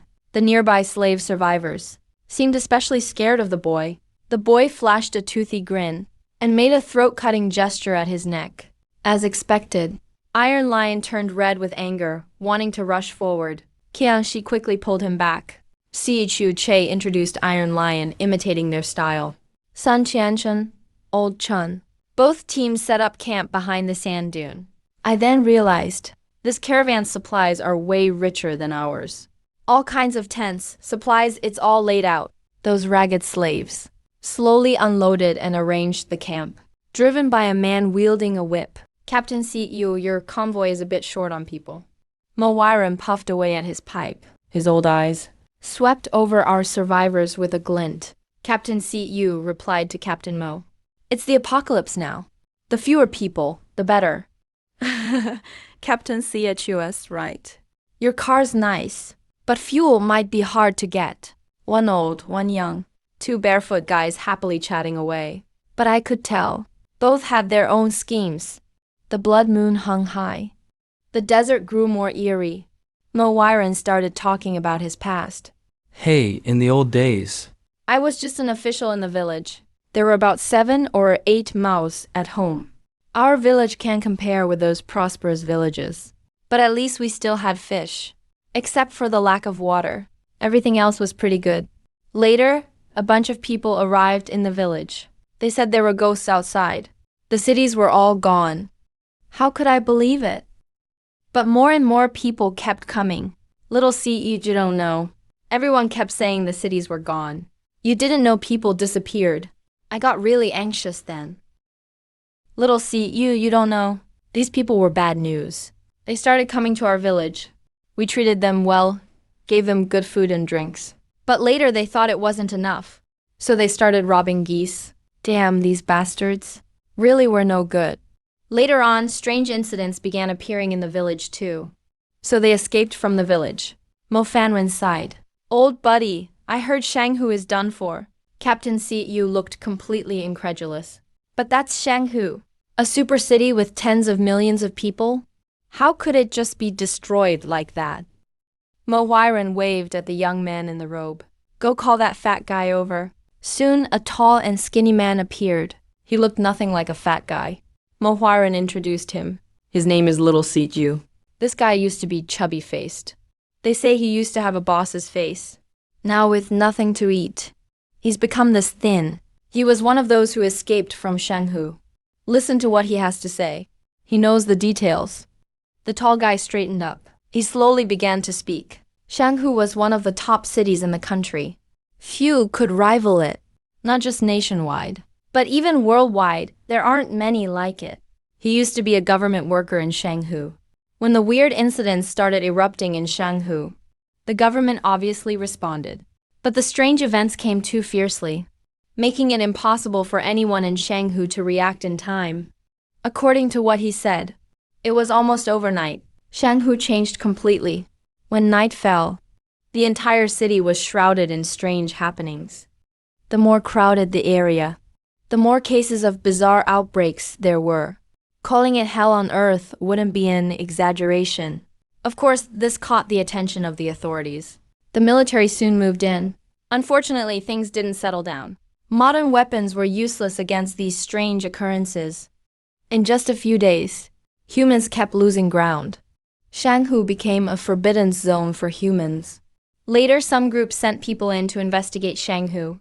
Countless people went in over time, but not a single person returned. Shanghu now is not only the most dangerous forbidden zone in the country, but even worldwide, it's one of the riskiest human-free zones. When he got to this part, the tall, skinny guy was trembling all over. Even tears fell from his eyes. There were tens of thousands of people in that base. Later, there were too many people, and more strange phenomena invaded. Some died, some escaped. There were tens of thousands at one point, even a few hundred at the least. But now they're all gone. Mo Wyron smiled at Chu Che, and then changed the subject. My little wife is a big internet celebrity. She used to have tens of millions of followers. She looked like a superstar. She could earn in a day what people like us couldn't earn in 10 lifetimes. If it weren't for the apocalypse, I would never even dare try for someone like her. Hey, her dancing is great. Want to see it? From among the crowd, a seductive figure walked out. Captain Mo, you're telling my jokes again. Mo Fanren looked wicked. Sweet little baby. As long as you dance well, I'll let you eat as much as you want tonight. The two began flirting publicly, not caring about anyone else. I just felt disgusted. This old man could be her grandfather's grandfather. But the more I watched, the more something felt off. The woman's hands and feet were strangely large. Even her frame was bigger than most women. When I saw her Adam's apple, I got it. Others also moved back a little. But the camel team had quite a few people looking delighted. Captain Chu, who isn't into women, had no interest in the performance either. He turned and asked Captain Mo. On this journey, besides us, have you met any other survivor groups? Mo Wyron raised his eyebrows. With a mysterious smile, he admitted he had. Counting you. I've met 2.5 survivor teams. I just saw them from a distance. That group looked like they built a fortress on the back of an enormous elephant. A castle. There seemed to be a lot of people on it. At least several hundred. Seeing we didn't believe. Old Mo laughed out loud. That's nothing. I even heard some convoys built their teams in the sky. Sky City. Now, there's one theory. That the outbreak of strange phenomena is due to the merging of 2 dimensions. In the future, there will be many more incredible things. Don't be so surprised. This is just the beginning. The sun burns skin during the day, and the cold at night can freeze you to death. Mountains move, seas flow backwards, and the sky cracks open, as if you could see the shadow of another continent. So the apocalypse has just begun. After brief contact, I learned about the camel team situation. It's totally different from our fair convoy. These survivors with shackles on their hands and feet are private property of Old Mo and his crew. Extraordinary people with special ranks. Compared to the camel team's slavery, our commitment to fairness is like paradise. As long as you're willing to contribute, you'll eat your fill. Even if you just work a bit harder, you won't starve. I found Captain Chu Che. When are we making our move? The camel team has lots of good stuff. The girl's gaze was disdainful. Chanda, you really are a natural troublemaker. Are you seriously planning a double cross? Iron Lion spoke in a deep, gruff voice. That's not right, Coconut. We're all survivors. Fair trade benefits everyone. Captain Yu looked down on that. TSK, Lord Chung. I've known all along you weren't a good person. I protested. Come on, you can't say you haven't thought about it. Captain Yu lowered his voice. All right, wild child. What you say isn't wrong. Never harm others, but always be cautious. I've already talked to old Mo. Trading starts tomorrow morning. Sun Qianshan nodded. That old Mo is super crafty, so we have to be careful. Ironstone spoke gloomily. The kid in their team makes people uncomfortable. You guys have no idea. During dinner just now, the kid didn't take a single bite. Who doesn't like to eat during the apocalypse? See, Xu Che's expression changed slightly. He hesitated and said, I think I know what rank that kid is. It's probably the demon sequence. That's supposed to be the rank best suited for the apocalypse. People of this sequence can't eat normal food.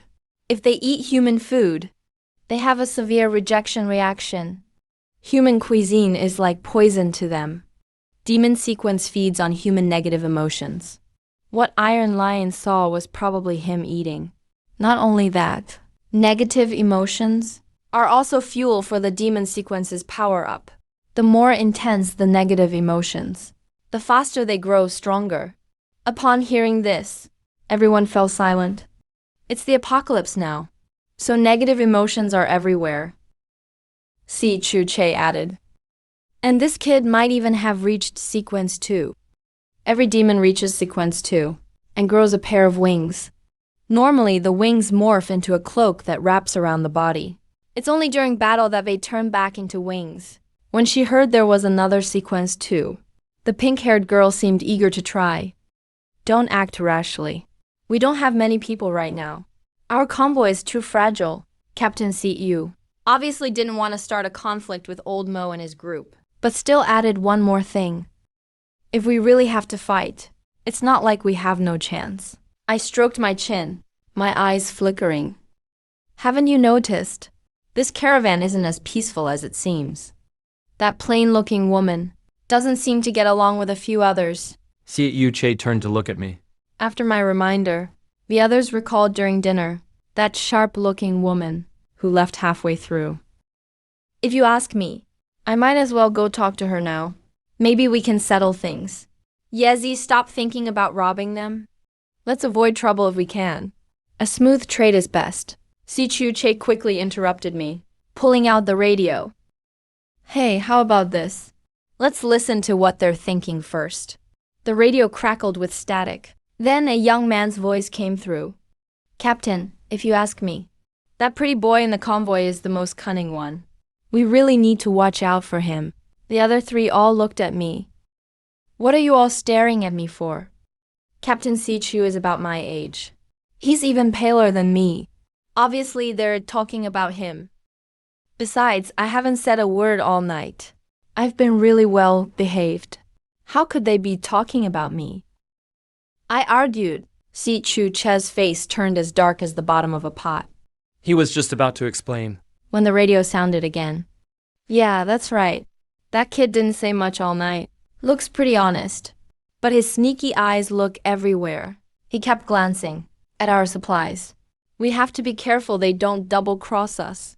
Mo Huairen's voice came through, sounding reassuring. Don't worry, Si Yuje is a good guy. I saw all the survivors in their group. They're all doing fine. No need to worry. Another voice agreed. Captain is right. Let's hope the deal goes smoothly tomorrow. All right, everyone go get some rest. We have to get up early tomorrow morning. Just as things quieted down, we heard a wolf howl. I looked over. It was that young man who controls the wolf pack, patrolling the caravan with his wolves. Some of the camels that had been restless earlier became calm and gentle under his hand. Looks like his sequence really is related to beasts. I returned to my doomsday pickup truck, glanced at the system. The countdown for the skill simulation still had 13 hours left. If I develop a cultivation method in the future, my supernatural abilities should improve much faster. After I left the tent with Tishi and Sun Qianshan, Si Chu Che's eyes flickered, apparently mulling over what I'd said. You can never be too cautious with strangers. He turned the radio on again. This time hearing Mo Huairen's voice, slightly wary. I remember you're with Si Yu Che's group, right? How did you end up in my tent? Then the radio went silent. Chu Che's expression turned cold. A chill ran down his spine. He went to the camel caravan, who's in Old Mo's tent. This traitor knows someone is eavesdropping. As the first rays of dawn broke the sky, the survivors from the caravan were the first to get moving. They cleared out a large open space, while unloading supplies and packing up their own bags. Soon, a giant set of bones caught my eye. To be precise, it was a cow bone. Strange carvings covered its surface. I spent 70 points for an appraisal. Item name, man-eating. Bone from a two-headed cow. Origin, left behind by a man-eating, two-headed cow killed by 5 sequence-powered supers. One of them was even bitten in the head and killed by the two-headed cow. It contains unique energy. If made into a relic, it would be a very impressive large relic. System. Can I use this to forge my doomsday pickup into a relic? Fuse the two-headed man-eating cow bone into the doomsday pickup. There are currently 2 options. First, melt the bone into the car body, which will improve the rigidity of the frame, making it less likely to deform in a collision. Second, fuse the cow bone into the chassis and underframe, improving the vehicle's off-road performance, and also strengthening the undercarriage. I thought back to upgrading the pickup before, when I designed an underframe and chassis, using the cheapest materials the system provided. Even with the system's quality assurance, because it was too basic, after just one sandstorm, the body was already a bit deformed. If I use this cow bone to upgrade the doomsday pickup, the performance will definitely improve a lot. Zhao Chan wants this thing. As I was thinking it over, Mo Huairen walked over. Morning, Captain Mo. Didn't expect you to be up so early. I quickly adjusted my expression, trying to look more friendly. Captain Mo nodded. Yeah, we have to start early today. Finish as soon as possible. The sooner the better to avoid trouble. We worked hard to get these cow bones. There were 5 sequence supers in the caravan before. But the man-eating two-headed cow chased us down. To kill it, one of the sequence users never woke up again. We lost a lot of people that time. Seeing the old man's pained expression, I had no idea how to comfort him. In this apocalypse, people die every day. But why did that anomaly go after the caravan? Normally, a team led by a guide as the captain wouldn't get targeted by weird anomalies. So did something strange happen? As if reading my thoughts, Olmo rarely said more. With us guides around, most anomalies won't pursue us. But there are always exceptions. Plus, like Zhao Si Yu, I'm just a sequence 1 daredevil. Our abilities are limited. These anomalies have all sorts of tricks. There are many things you'd never expect. Like this 2-headed man-eating cow, for example. Alright, kid. I've explained enough. How do you plan to trade for these bones? The most valuable thing I have right now is my doomsday pickup truck, plus the blood moon machete from the Monster Queen. No way am I trading either of those. I gave an awkward chuckle. I'm just curious, that's all. Vice Captain, this thing is such a treasure. I can't afford to trade. Old Mo muttered to himself. Turns out you're just a penniless wretch. He turned around and left as he spoke. I heard that, but I didn't say anything. I could only look at other supplies. I have to say, the caravan really has a lot of great stuff, let alone the huge stockpiles of food. There are even dozens of cases of mineral water. The supplies from Iron Lion are the most abundant. They take up a huge area in the open space. The most eye-catching thing is the 2 items taken from the human-faced scorpion. However, C. Ed discussed with us, these 2 rare items not only require trading supplies, but also resolving our drinking water issues. Without water, you wouldn't survive more than 2 days in the desert. But in the end, the 2 rare items only got us 10 cases of water. If it were before the apocalypse, these 2 things would be worth at least hundreds of millions. I quietly watched the transaction between the 2, then turned to find someone to trade supplies with. I traded 3 cigarettes for a small fan, then got a packet of instant noodles and a pair of high-top boots. Hey, buddy, how do you want to trade that baiju of yours? An old, raspy voice sounded in my ear. It was none other than old Mio coming out of his tent. He'd obviously been eyeing it for a while. My baiju. He doesn't shy away from drinking or smoking. And as soon as he saw the baiju at my stall, he couldn't move on. You can trade it for your cowbone. You kid. I already thought you looked sly earlier. Sure enough, you had your eye on my cowbone. Old Mo acted like he had seen right through me. So, are you trading or not? In your dreams, unless you bring me 50 bags of rice. Then I might just give you the cowbone. Right at that moment, Mo Warren gave a crafty grin. He said to Chu Che, how about making a deal with me? I noticed the boy with the demon sequence awakened was grinning at me coldly. He even made a throat-slitting gesture at me. He ran his finger across his throat at me. Mo Wyron said with ill intent, little Che. I think that guy surnamed Sue in your convoy is pretty good. That woman surnamed Joe is quite the lucre too. How about trading them to me? I'll give you 5 bottles. Number 10 bottles of water. Zhou Jiaxiao trembled all over. Her face turned as pale as a sheet. As for Su Lina, she looked at me, eyes full of plea. She even leaned closer to me. When Chu Che heard this, his expression changed just a bit, Captain Mo. Please don't bring this up again in the future. Tisk, little Yu. You're still too soft. It's already the apocalypse. What's the point in trying to be a good guy now? How about this? I'll throw in another condition. Last night, someone came into my tent. Take a guess what he told me. Chu Che's face froze. He knew.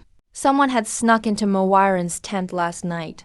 He didn't expect the old man to bring it up in public now. But Captain Chu gritted his teeth and said, Captain Mo, Su Lina and Zhou Jiaxiao are people. They're not goods. They can't be traded. Mo Wyron looked at Chu Che and burst out laughing. Captain Hugh. You really are something. I underestimated you. This time Mo Wyron's way of addressing Chu Che changed from little Chu to Captain Yu. There was also a hint of respect in his tone. Fine. I don't want those 2 women anymore. It was a woman named Su Jiaojiao. She told me everything about you guys. Sometimes you just can't be too kind. Remember, it's the apocalypse now. Never thought the one betraying the convoy would be her. For the first time, Chu Che's eyes showed killing intent. But he still smiled at Mo Wyron and said, Thanks, Captain Mo. No problem. We're both captains after all. I'm just like you. I hate traitors in the team the most. Mo Wyron gave Su Lina and Zhou Jiaxiao a greedy look. His eyes swept over them. And he licked his lips. Turning around, he left. When the 2 were done talking, I grinned and said, Captain Mo, our captain won't trade with you. But I will. Sulina is my woman. Just give me that cow bone, and I'll give you this woman. How about it? I took Sulina's hand, grinned and walked over to Mowiren. When Sulina heard that, her face went ghastly white. She collapsed completely. Captain Siyu Che's face turned dark instantly. Mowiren grinned even wider. Little Siyu, don't be anxious. If Little Chun wants to make a deal, that's his own business. You know, you're great in every way, but just a bit too inflexible. It's the apocalypse anyway. We're all sequence awakened now. Do we still have to live like ordinary people? We're all superhumans now, all part of the privileged class. Captain Siyu, you really should change your way of thinking. Mowiren snickered, then said, Hey, Little Chun, if you want the double-headed cow's cowbone, it's not impossible. But if it's just this one woman, I'm afraid that's not enough. He turned to look at Zhou Xiao, being stared at by those old eyes. Zhou Xiao felt a chill all over. But Mowiren hadn't grinned long, before his face was filled with horror, as a machete chopped toward him. He never even noticed when I made my move. Not far away, that ordinary-looking woman furrowed her brows, clenched her fists, and aimed at the hooded youth in front of her, throwing a punch. The force of the punch even stirred up the dunes beneath her feet. The cloak on the young man seemed to come alive, like waves on the sea, layer upon layer, blocking the woman's punch, dispersing the force. But she still coughed up a mouthful of blood. Ding dong, Before the boy could finish, he suddenly felt a coldness rush into his body. He looked down and saw a sword tip protruding from his chest. The boy stared in disbelief at the tip of the sword, his face full of fear and confusion. He struggled to turn his head. And saw not far away the pink-haired girl Qianchen, hands forming a sword gesture. How did you try this brand new move I just learned? Qianchen flipped her hair smugly, just about to say something, when her face suddenly changed. Ah! A rough, miserable screech rang out. A pack of starving wolves had pounced on Iron Lion. The biggest one among them had already locked its jaws onto Iron Lion's throat. Blood gushed out from Iron Lion's neck. These wolves weren't ordinary wolves, but had been carefully bred and raised by that sequence awakened called Zanlei, specifically cultivated, each one much larger than the average Wolf. Iron Lion was still struggling madly.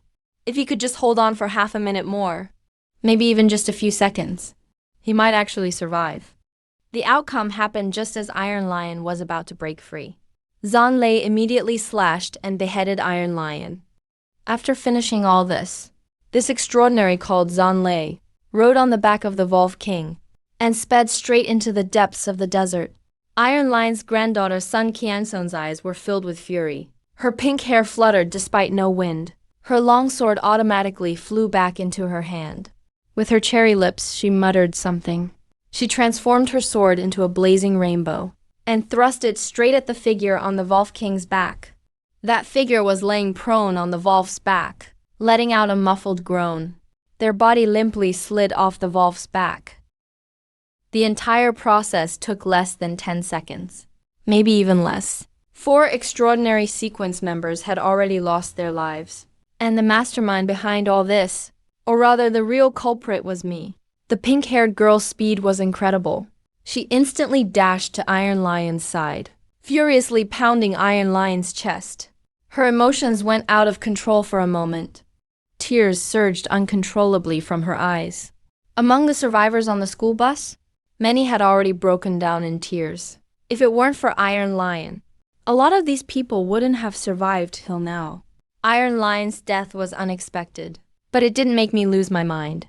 At this moment, my gaze was intense, staring at the not-too-distant place. At the corpse cloaked completely in a hooded cape, Puche once said, "The vitality of the demon sequence is extremely strong, comparable even to the Titan sequence, maybe even stronger." So I suspected this person might not actually be dead. Even the one who escaped just now, the extraordinary who controls the Wolf Pack, I suspected he was faking his death. Of course, the top priority was still this demon sequence 2 youth. I drew the machete from my waist, slowly approached the corpse of the black-robed youth. Dingdung's voice was hoarse. He's already dead. No one could survive that sword strike. Holding the machete, I approached while willow twigs wrapped around my arm and dismembered the corpse of the youth. Just then, the young man who was stabbed off the Wolf King's back by Kanshin suddenly jumped up from the sand, mounted the Wolf King in a flash, and escaped immediately. I watched his fleeing silhouette, only regretting the lost killing value. Just now I killed Mo Hai Ren, and then killed Zheng Ning. The demon sequence system awarded me considerable killing value. Last night, the first person I sought out was Dingdung, because he was out of place with the caravan. While the young man abused other slaves, only he would intervene. When the slaves looked at him, they showed kindness in their eyes. I noticed all of this. When I found this woman, I briefly explained my plan. I didn't expect that she agreed without hesitation. The second person I approached was the pink-haired girl. Kanshin also explained her plan. Once I made my move, we'd have Zixi help deal with that demon sequence. Si Chu Che once said, "The demon sequence is far more formidable than any other sequence." I was prepared for a do-or-die fight. Unexpectedly, the operation went surprisingly smoothly. As for Iron Lion, Chu Che said that if he didn't attack, Iron Lion would listen to him. Even if he hadn't been injured, I couldn't be sure I could persuade him. But I really didn't expect Iron Lion to die like that. This big guy's head is peacefully resting with his eyes closed. It looks just like he's asleep. Someone brought over a wooden board. Using a marker, they wrote Wu Haifeng's grave on it. Everyone used to always call him Big Guy. He never minded that. He just laughed foolishly. I felt a wave of sadness for the first time. Back when I first awakened, he really took care of me. A lot of knowledge about the sequence's extraordinary power. He was the one who taught me all that. If Iron Lion hadn't died, I might have really considered him a brother. Archer, it's getting late. Uncle Bao reminded us from the side. Si Shu Che looked at me. He said deeply, "You shouldn't have been so reckless. You should have at least told me. If I had a chance to do it over, I'd still do it." I replied firmly, but I'd let Iron Lion know beforehand. Give him a chance to hide. Si Yu Che fell silent when he heard this. Of course, he understood what I meant. After a long pause, Si Chu Che opened his mouth heavy-faced. "Maybe among us. Only you might survive until the end." He poured a cup of tea in front of Iron Lion's body. In a soft voice, he said, "If one day I die, remember to burn some tea leaves for me every year." I checked the countdown. "It's already late." Si Chu Che interrupted me. "Wait a bit longer." He stared at Iron Lion's corpse And said seriously, "Based on what I know, Titan Sequence 1 holders are called Flesh Apprentice. But at Sequence 2, the Titan Sequence has 2 branches. The Peering Skull will develop a 3rd eye on the forehead. That eye will have supernatural abilities. I once saw a document. Titans who follow that branch of the sequence, if their sequence level is high enough, after death, the 3rd eye they leave behind can even be used directly as a mystical artifact." I was dumbfounded by what I heard. That's actually possible? Even Zixi, who was sobbing with tears and snot, forgot to cry and listened intently to Chu Che. Chu Che continued in a deep voice. "Do you remember that Iron Lion had 2 personalities? One was the simple, honest Iron Lion we knew. The other was the fierce Iron Lion during fights. I always remembered his dual personalities vividly." Zixi couldn't help but get excited. You mean, Iron Lion will come back to life?" "Iron Lion won't come back to life. He never really died." Si Chu Che had barely finished speaking. Iron Lion's corpse suddenly started twisting. What happened next was truly terrifying. A head struggled and emerged from Iron Lion's chest cavity. Inside the body, it was as if countless hands were gripping tightly, not letting that head escape. The head let out a furious roar, unleashing a powerful force throughout the body, forcing everyone around back several meters. And because of that roar, the new head finally broke free from invisible bonds and successfully grew out. "Yezi, little girl. Si Yu Che, why are you 3 just standing there? Come help me up. I almost died and you guys don't know it?" The head burst out in laughter and shouted loudly, "I'm called Wild Lion. Iron Lion didn't die. But it'll take a few more days for him to come out. So, Yezi, isn't the Titan sequence awesome? Even chopping the head off can't kill me. Yezi, you seemed a bit guilty just now. TSK, TSK, TSK. Even someone ruthless like you can feel guilty? I really didn't expect that." My face turned instantly dark. Damn, all the reputation I built up has been ruined. Shut your damn mouth. It's late. Hurry up and get in the car. Huang Lin chuckled a few times. And stop teasing me. Help me move a ton of supplies. This mission was a huge success. And we gained a sequence. An extraordinary member joins our team. But the Titan sequence really is amazing. As long as there's a trace of life left, revival is possible. I need to stay alert. If I ever face a Titan sequence enemy, I must show no mercy. Make sure they're wiped out completely. Suddenly, I thought of that teenager from the demon sequence. I gazed at those two corpses and slowly exhaled a puff of smoke. The smoke drifted above the teenager's corpse, enveloping his whole body, forming a smoky coffin. My right hand suddenly clenched tightly. The smoke enveloping the teenager exploded suddenly. Thousands of smoke needles tore apart and further destroyed the teenager's corpse. A faint, wispy black smoke full of resentment floated out from the body, condensed into a skull made of black smoke, staring at me with hatred. But the skull only lasted about 2 seconds, before dissipating into the air. As for the corpse of old Mo Wyron, I handled it the same way, but nothing strange happened. All right, everyone, right now, move all supplies onto the vehicles immediately. All camels are to be used for travel. In half an hour, we must leave this place. Uncle Bao's voice rang out again in the camp.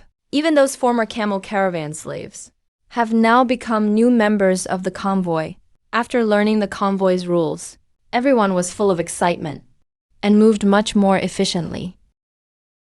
I had my eye on those twin-headed cattle bones, immediately used my smoky giant hand, grabbed those bones first, then put them on my own apocalypse pickup, just waiting for the deduction to finish. Next step, upgrade the pickup, turning it into a real mystical artifact. What plans do you have? Siju Che looked at the ordinary-looking woman in front of him. That is Ding Dung, he asked. With things like this now, I can't leave either. I want to join the convoy. Captain Yu couldn't help but smile. No problem, you're more than welcome. I don't really want to manage convoy affairs, so I'm just joining Iron Lion. Oh no, Wild Lion's bus, Ding Dung said. as she reached out and handed a somewhat torn map to Ju. Che, this belonged to Mo Wyron.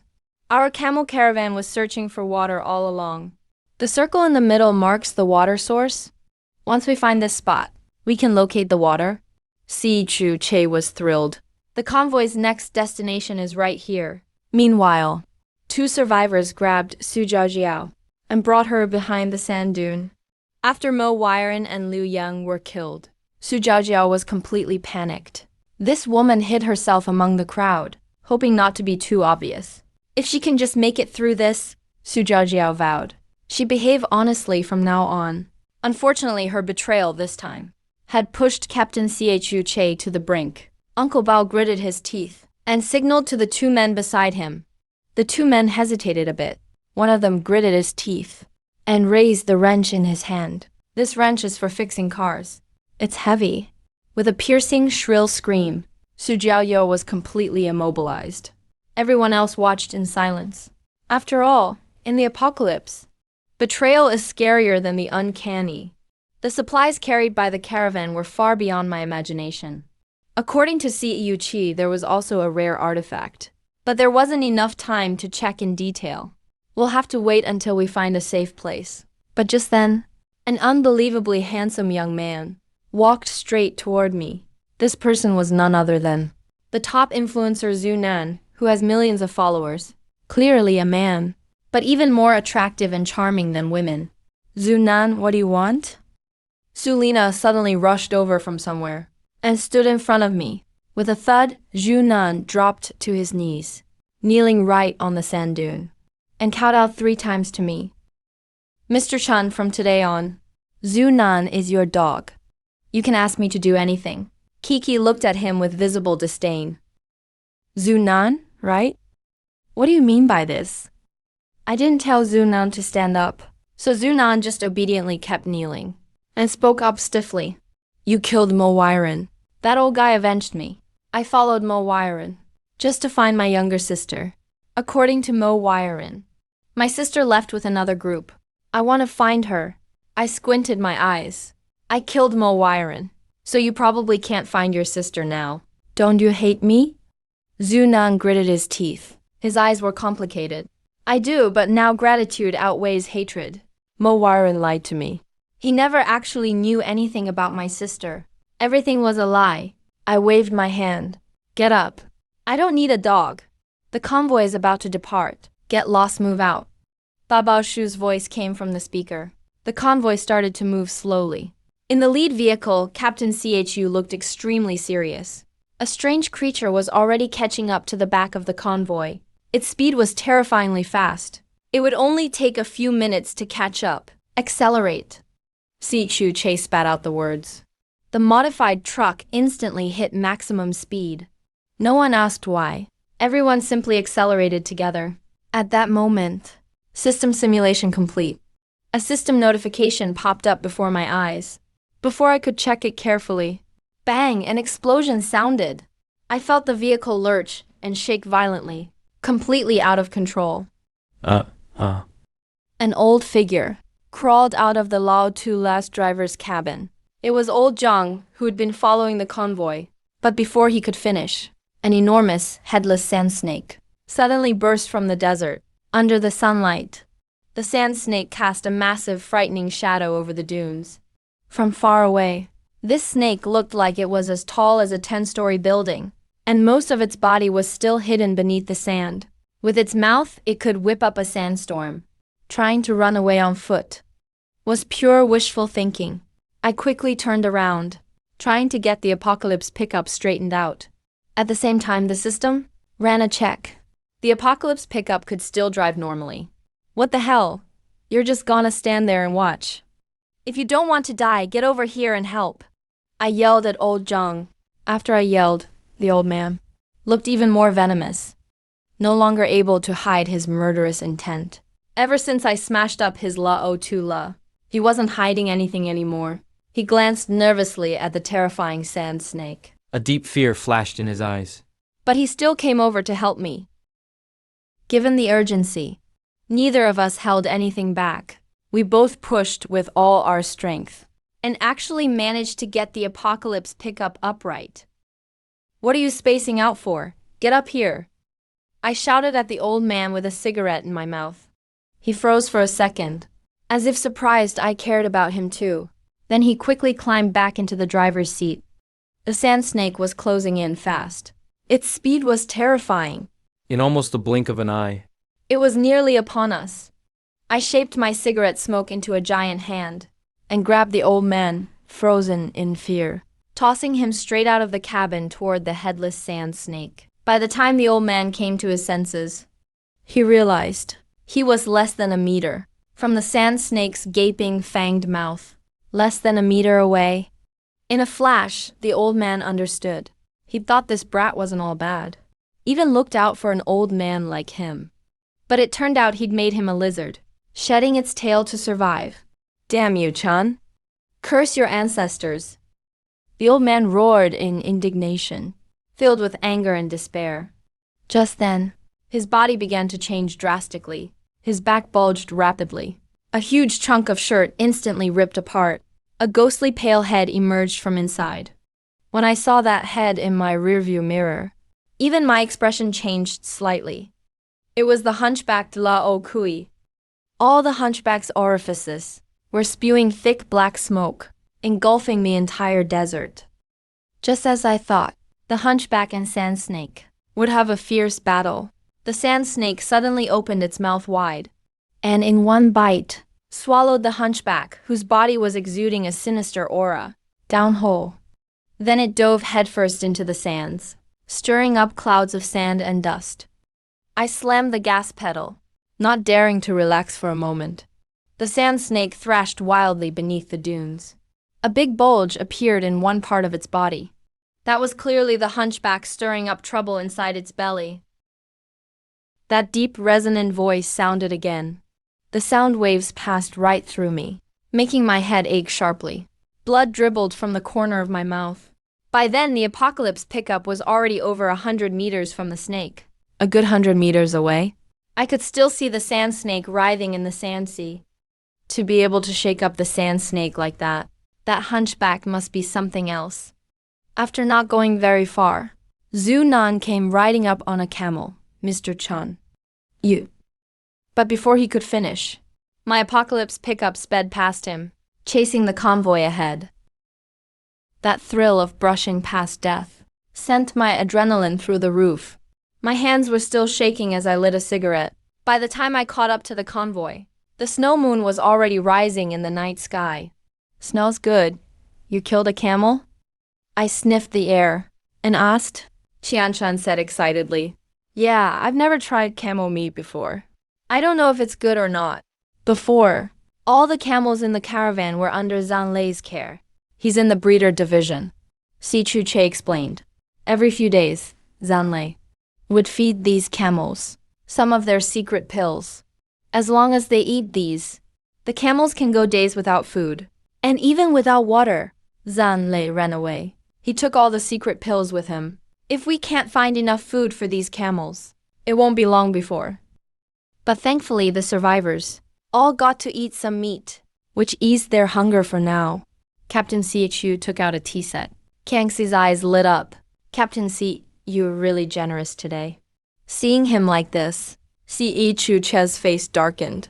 Girl, haven't you had enough of my tea? Hee hee, ding dong. Let me tell you, not everyone gets to drink Captain Chu's tea. Today, we're lucky thanks to you. Hee hee, Kangxi laughed and said. Then she turned to me. By the way, Yezi, earlier I saw old Zhang lagging behind with you. Why did you come back alone? And he didn't? Si Che also looked at me, waiting for my answer. Did you guys ever think the old man was suspicious? I didn't answer directly. Instead, I asked Chu Che and Zixi. Si Chu Che stayed silent, but Qianshan nodded vigorously. Only a fool couldn't see something was wrong with that old guy, just driving an old beat-up scooter. So many people died along the way, and he's still alive. It just doesn't make sense. We thought you'd try to test him, but you never made a move. I was instantly annoyed. Captain CU, now I have to say something. How could you not notice such a creepy guy hiding in our convoy? How did you not know? This news? Shocked all three of them. That's when I told them everything that just happened, in full detail. Si Chu Che thought for a moment, then said about that hunchback Lo Kui. Maybe he's not actually creepy. Huang Shi immediately asked, What do you mean? Si Chu Che explained.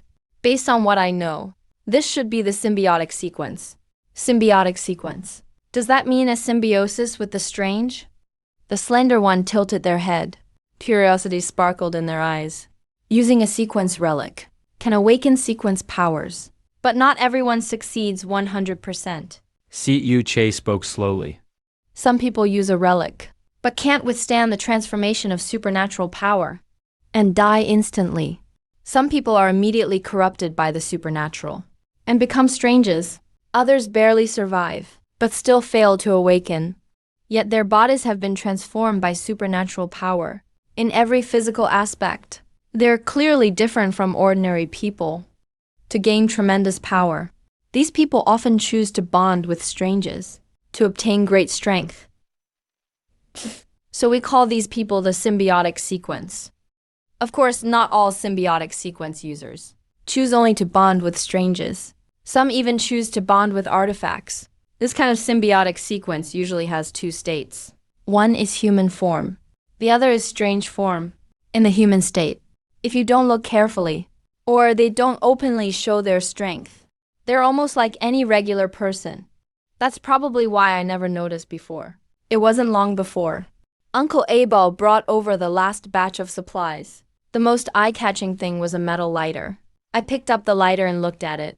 It felt icy to the touch. There was a strange sensation.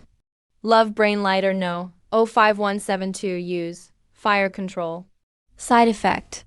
Every day you have to say, I love you to this lighter 100 times. Otherwise, the lighter is highly likely to quit working. That side effect is really twisted. So this is the artifact. Let me see. Kian snatched the metal lighter immediately. In the next second, they clearly received the artifact's information in their mind. Artifacts have a trait. When they're noun, any superhuman who touches them will receive their basic information. Once an artifact is bonded, other superhumans who touch it again won't trigger the information reception. Si Chu Che mentioned. Artifacts are just like little pets at home. No need for blood rituals to bond with them. Only through long-term contact and understanding can the bonding take effect. Mr. Chun, Miss Sun, I know how to use this thing. A chilly but flattering voice came from nearby, with a hint of flattery. Shishi and I turned around and saw Zunan standing there. This love brain lighter originally belonged to Mo Wyron. After I killed Mo Wyron, my main attention was all on that demon sequence boy. So I didn't pay much attention to whether Mo Wyron had anything else. That's how this artifact ended up in Captain Chu Che's hands. Zhu Nan then explained in detail how to use the lighter. Going over everything clearly, she immediately walked up to try it. He opened the windproof cover, striking the lighter. A small orange-red flame appeared instantly in front of him, flickering non-stop. He puffed his cheeks, following Zhu Nan's method, and gently blew at the little flame. Suddenly, a jet of orange flame about 7 to 8 meters long shot straight out, carrying an intense heat wave, lighting up a huge area around us. The nearby survivors all looked terrified. This little lighter now looked just like a flamethrower. Even I looked surprised, staring at the lighter, with greed in my eyes. Now it was time to divide the supplies again. The scene practically turned into a little market fair. A mountain of random stuff had piled up. According to our convoy's rules, unless you act alone, you keep what you find by yourself. Otherwise, all supplies must be split evenly. We have 4 artifacts, but 5 sequence users. Clearly not enough for everyone.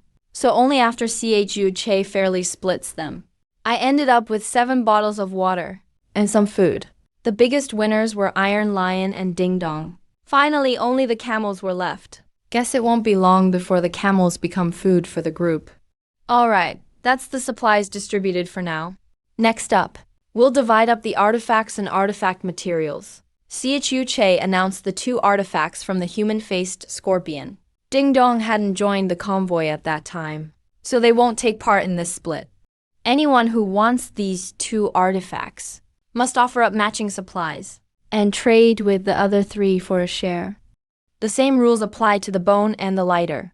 We'll split them up just like this. When people heard the artifacts were about to be divided, everyone perked up immediately. I felt a bit excited too. Killing Mo Wyron and the demon sequence boy scored me 20,000 kill points out of thin air. Along with my previous KPs, that should be enough to upgrade 1 artifact. Uncle A Bao said. First item up is the ox bone. I don't know its material quality, but I guess it must be pretty good. Everyone has a share of this ox bone. Whoever wants the full artifact material has to compensate the other 4. Iron Lion shrugged, not interested. If Chan the gives me 1. No, 2 camels. I'll give you the ox bone. Iron Lion, that's just greedy. I haggled with him, and finally settled on 1.5 camels. Then I turned my eyes to Chu Che. Captain, you want that love brain lighter, right? Give me your share, and I won't compete with you for the lighter. Chu Che blushed immediately. A vein bulged on his forehead. Master Chan, you're way too shrewd. I said seriously, Captain. This is fair trade. This is an artifact. You can use it right away if it's in your hand. You're the one getting a great deal. Chu Che got a little annoyed by my tough attitude. I bargained cheerfully with Chu Che. Finally, after handing over some rice and flour, and some camel meat as part of the trade, I finally got Captain Chu's share. Meanwhile, Kian and Ding Dong also paid up a lot, but at least the ox bone was mine. As for the human skin mask, Qian Tian took it. The carapace got put away for future trade. Last was the love brain lighter. Captain Yu Che still got that artifact. But he paid a heavy price. Not only did he forgive the gas I owed, he also gave me a 30-liter drum of gasoline and a bunch of other supplies. Made me even wonder. Maybe Captain Chu really does have a storage space or something. How else does he have so much gas? When asked about this, Chu Che kept his mouth shut. that captain is always so mysterious. Meanwhile, Iron Lion and Dingdong had a huge harvest. The supplies in front of them piled up once again. The other survivors following behind the two were all grinning from ear to ear. Xiu Che said there was one last thing to do today. Captain, there's more stuff. Can I skip out on this? I haven't even practiced my sword today. Zixi grumbled in dissatisfaction. Chu Che ignored the shrimp immortal, simply taking a crumpled piece of paper from his pocket. Dingdong, you gave this to me. Why don't you tell them? Dingdong didn't stand on ceremony and directly shared the news about the water source. Next. Our task is to find a water source before our drinking water is depleted. Otherwise, none of us will survive. The surrounding survivors also learned about the water source, and cheers broke out one after another. This was considered, after many days, the only good news for the convoy. I gave away 2 small bags of snacks to have 2 survivors help load the supplies onto the truck. Then, avoiding everyone's gaze, I looked at the system. Blood moon visualization breathing technique derivation complete. When I saw this, Name. my expression turned somewhat grim. As a survivor, it is basic common sense that one cannot look directly at the blood moon. When the weirdness first descended, so many people went mad because they were curious about the blood moon in the sky, leading to death. However, I still carefully examined this breathing technique. According to the blood moon visualization breathing technique, the extraordinary power within each sequence's extraordinary body has its own frequency. This breathing refers to the unique frequency of each extraordinary person. Therefore, one needs to use breathing to assimilate this energy, achieving a resonant frequency with the human body, thereby allowing it to be slowly absorbed, to cultivate extraordinary power. I was already sitting outside the tent, looking up for the first time to stare directly at the blood moon. Half an hour later, a trace of eerie restlessness rose from the bottom of my heart. Faint, indistinct whispering echoed in my ears. It seems this is the reason why so many people went mad after looking at the blood moon. I suppressed the inner irritability, laboriously counting the seconds in my head.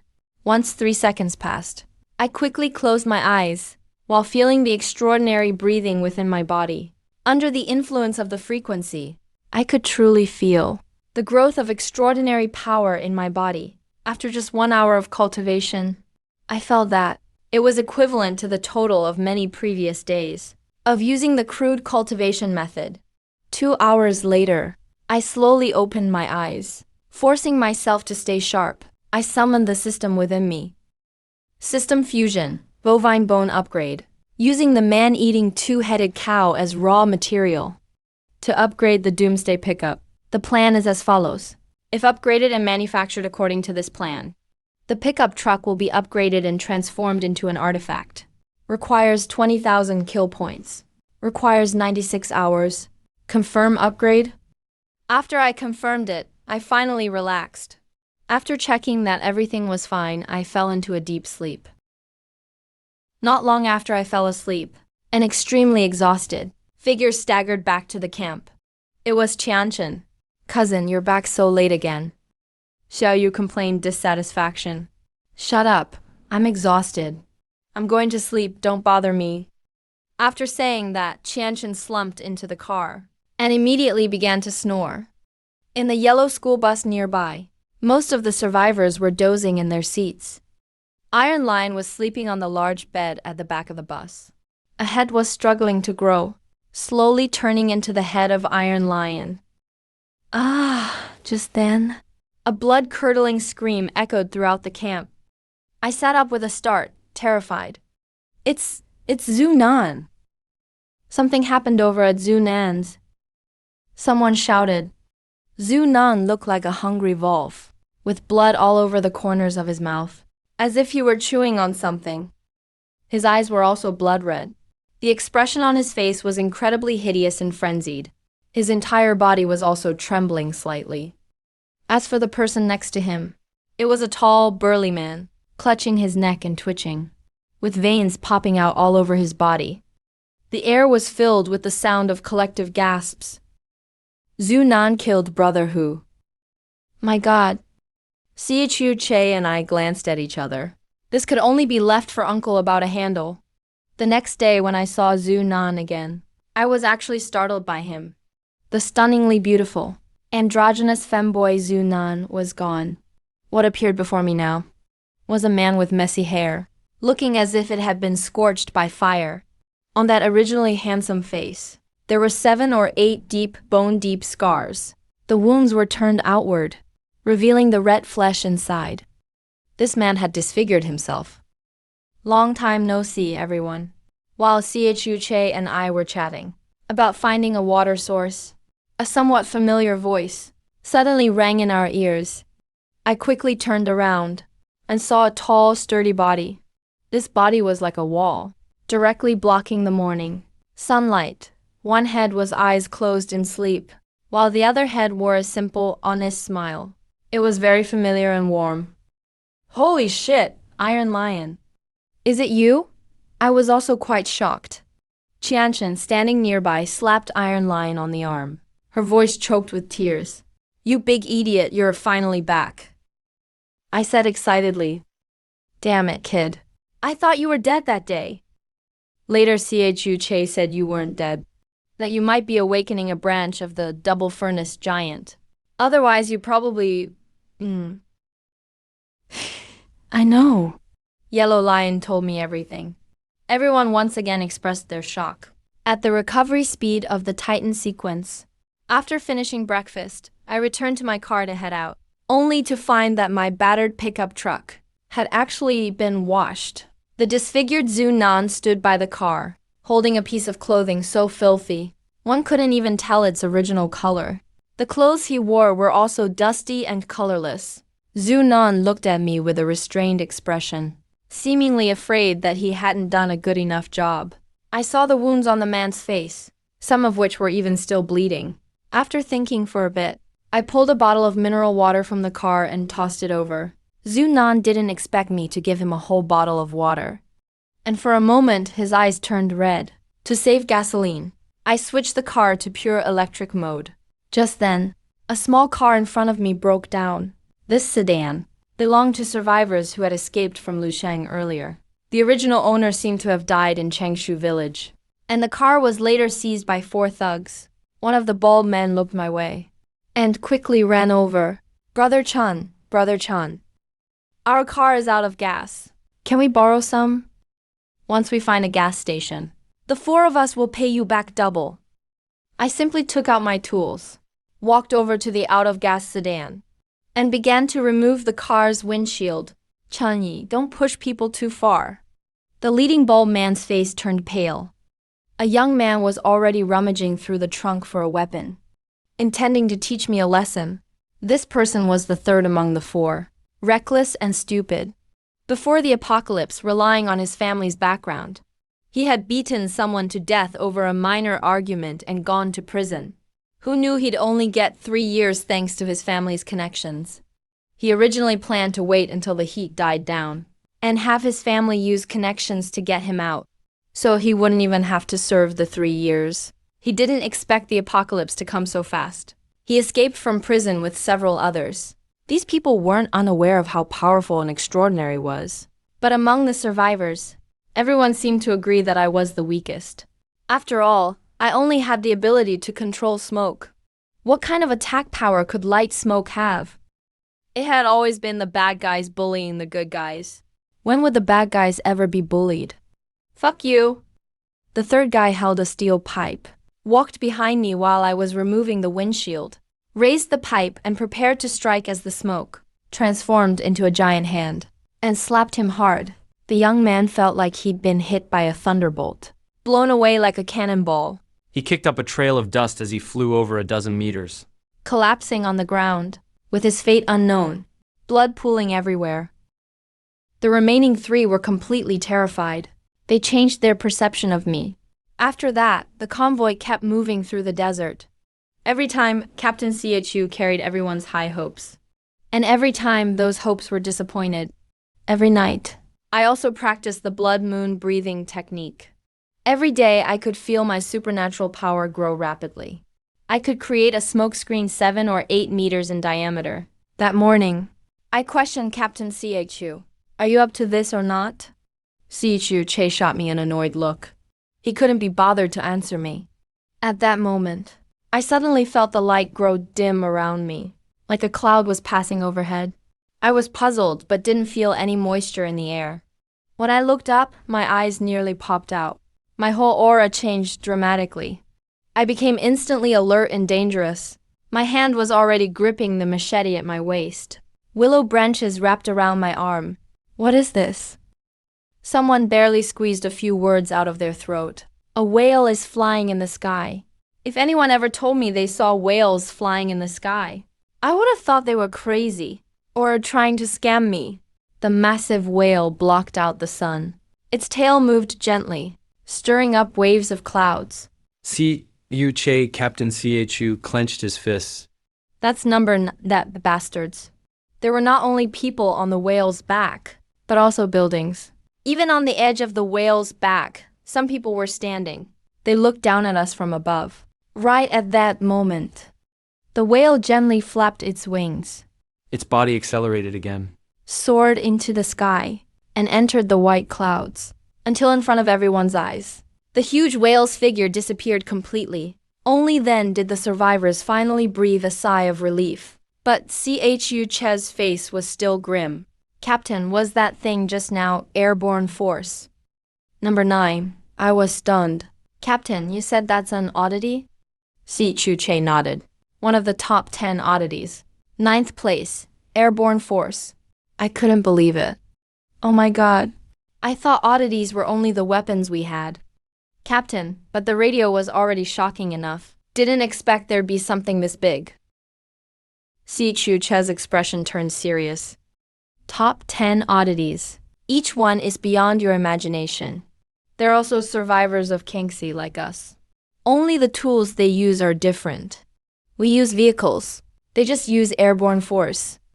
Captain, is there weirdness in the sky too? That was Mad Lion asking. In the sky, sea, underground. Every possible place you can imagine has weirdness. Even if they own Oddity No 9. If weirdness gets to them, they're as good as dead. The appearance of airborne force kept us stirred up for a long time. But fortunately, I'm about to get my second oddity. Compared with previous upgrades, I'm definitely looking forward to this one more. This ride started as a bicycle, then became the Doomsday Pickup, now an oddity. No one knows how much time and effort I've poured into this vehicle. Uncle Abal made a decision today. He's planning to host a New Year's Eve party for the convoy. It's the last night from 2030 into 2031. All the tents were set up together. The campfire lit up the terrifying night. These days, camel meat is the one thing we don't lack in the convoy. After Ding Dong's explanation, I found out camels can survive for up to 2 months, even in extreme conditions without water or food. So dinner was plentiful. Everyone was able to get fresh meat. What surprised me was, a lot of people in the convoy have some small talents. For example, even without music, Sulina could still perform an elegant dance. Because of that, all the men around couldn't help swallowing hard. All their eyes wished they could be glued to Sulina. But Sulina paid no attention to any of them. She just kept looking at me, but my eyes were only on my pickup. 1 hour left on the countdown. I started practicing the blood breathing technique. No idea how long passed. The pickup finished upgrading. The white skeleton in the truck bed had completely disappeared. The front of the truck now had a black bumper extending all the way underneath, and even had a bull bar style grill guard. Classic rugged off-road look. Item name, Doomsday Pickup. Number 2899, Ability 1. Enhanced overall vehicle integration. Performance is improved. Overall performance is boosted. The vehicle's ramming power is increased. Better fuel efficiency. Ability 2, crash power. This truck handles collisions better than any other. If you run into danger, just floor it and ram straight through. Ability 3, shadow drag. A shadow chain can extend from under the vehicle and bind living targets, dragging them under the truck to be crushed and decomposed into fuel. Price. Every month, you must sacrifice a living being to the vehicle, preferably a human. Taboo. No eating or drinking inside. If you get caught, the truck might devour you. No smell of blood inside the truck. No injuries allowed. Or you'll risk being eaten by the truck. If a fight gets too intense, the vehicle might even rebel. Note: if you are Chanda, you can ignore all costs and taboos. You can drive this doomsday pickup however you like. Review: this oddity has evolved from 2 wheels to now. Chanda poured in countless effort. This vehicle already sees Chandi as its father. Special ability: when Chanda drives the doomsday pickup, it activates expert driving skills. Those movie stunts aren't hard for Chandi at all. I held back all night. The next day, I woke up and began testing the truck's abilities. When I sat in the driver's seat, I could clearly feel a different sensation. It was like the truck had come alive. Holding the steering wheel in my hands, it felt like an extension of my own body. The loose, sluggish feel from before was completely gone, replaced by a solid mechanical confidence. In that moment, I even thought those car stunts in movies were nothing special after all. As I rubbed the steering wheel, I felt every cell in my body growing more connected to the truck. This feeling was much stronger than when I first got the bloodline machete. A few days passed. The convoy still ran into a supply crisis, so the team began cutting numbers. Some survivors couldn't keep up due to lack of water and collapsed in the desert. Some camels went for too long without food and began having all sorts of problems. Some flat out refused to move, lying down in the sand, not wanting to take another step. In situations like this, Uncle Bao doesn't have a better solution either. All we can do is work harder to make more dried meat for storage. Boss, we're out of water too. The second oldest shakes his empty bottle. He moistens his dry lips. A trace of fierceness flashes in his eyes. The boss glances in my direction. The look on his face is no longer as fierce as before. Instead, there's more of a sense of sorrow. Fourth, do you have any water left? A skinny young man asks, shrinking back. Big bro, second bro. Pan's out of water too. The last bit was finished this morning. Yes, the extraordinary ones. They have so much water. Why won't they give us any? The second oldest stares intently at a few vehicles. Ever since I slapped Huang Mao to death, these 3 thugs have held a grudge against me. The second oldest clenches his fists, gritting his teeth. Boss, rather than dying of thirst, why not just do it? But the boss falls into deep thought. Second, who are you planning to go after? Second, boss. I want to go after Chanda. Second, bro, big bro. That Chanda isn't easy to deal with. Don't do it. Don't go. Fourth wants to stop the second oldest. Kicks him away. Then he and the boss move slowly toward the pickup under cover of darkness. They quietly inch in the direction of the pickup truck. But in their blind spot, a dark shadow slowly stretches out from under the car. Like a tentacle of an octopus, the second oldest feels. Something seems to wrap around his waist. Then suddenly he feels his whole body lose balance. He collapses to the ground. He hasn't even uttered a word before he's dragged under the car. Then comes the sound of muscles and bones being crushed. Even the second oldest's last few words are drowned out by those horrific sounds. This is the third ability of the Doomsday pickup truck. Shadow pull. Meanwhile, the pickup's fuel gauge is slowly turning. Earlier, CAQ Che gave 30 liters of fuel. After these days of use, it's long since run out. But now the fuel gauge is all the way at the top, showing that the tank is full. The next day, there's one less person in the convoy. Uncle Abel asks about it. The boss says the second oldest went crazy and ran off during the night. Uncle Abel doesn't ask anything more. Things like that do happen. After that, Many people are already showing symptoms of dehydration. They're unable to move at all. Camels are dying in large numbers. Just when things seem hopeless, a cool breeze stirs in the air. Si Chu Che is the first to speed forward. Chun Di and the captain both head up front. Xiao Yu points to the back of my car and says, Kang Xin immediately spots my vehicle. No wonder my car really stands out. Chun De never does anything without a benefit involved. Let's catch up, alright. Cousin, just watch me. Short Xiao Yu slides down, her little short legs pressing straight on the gas. At the same time, Taishi's school bus reacts too.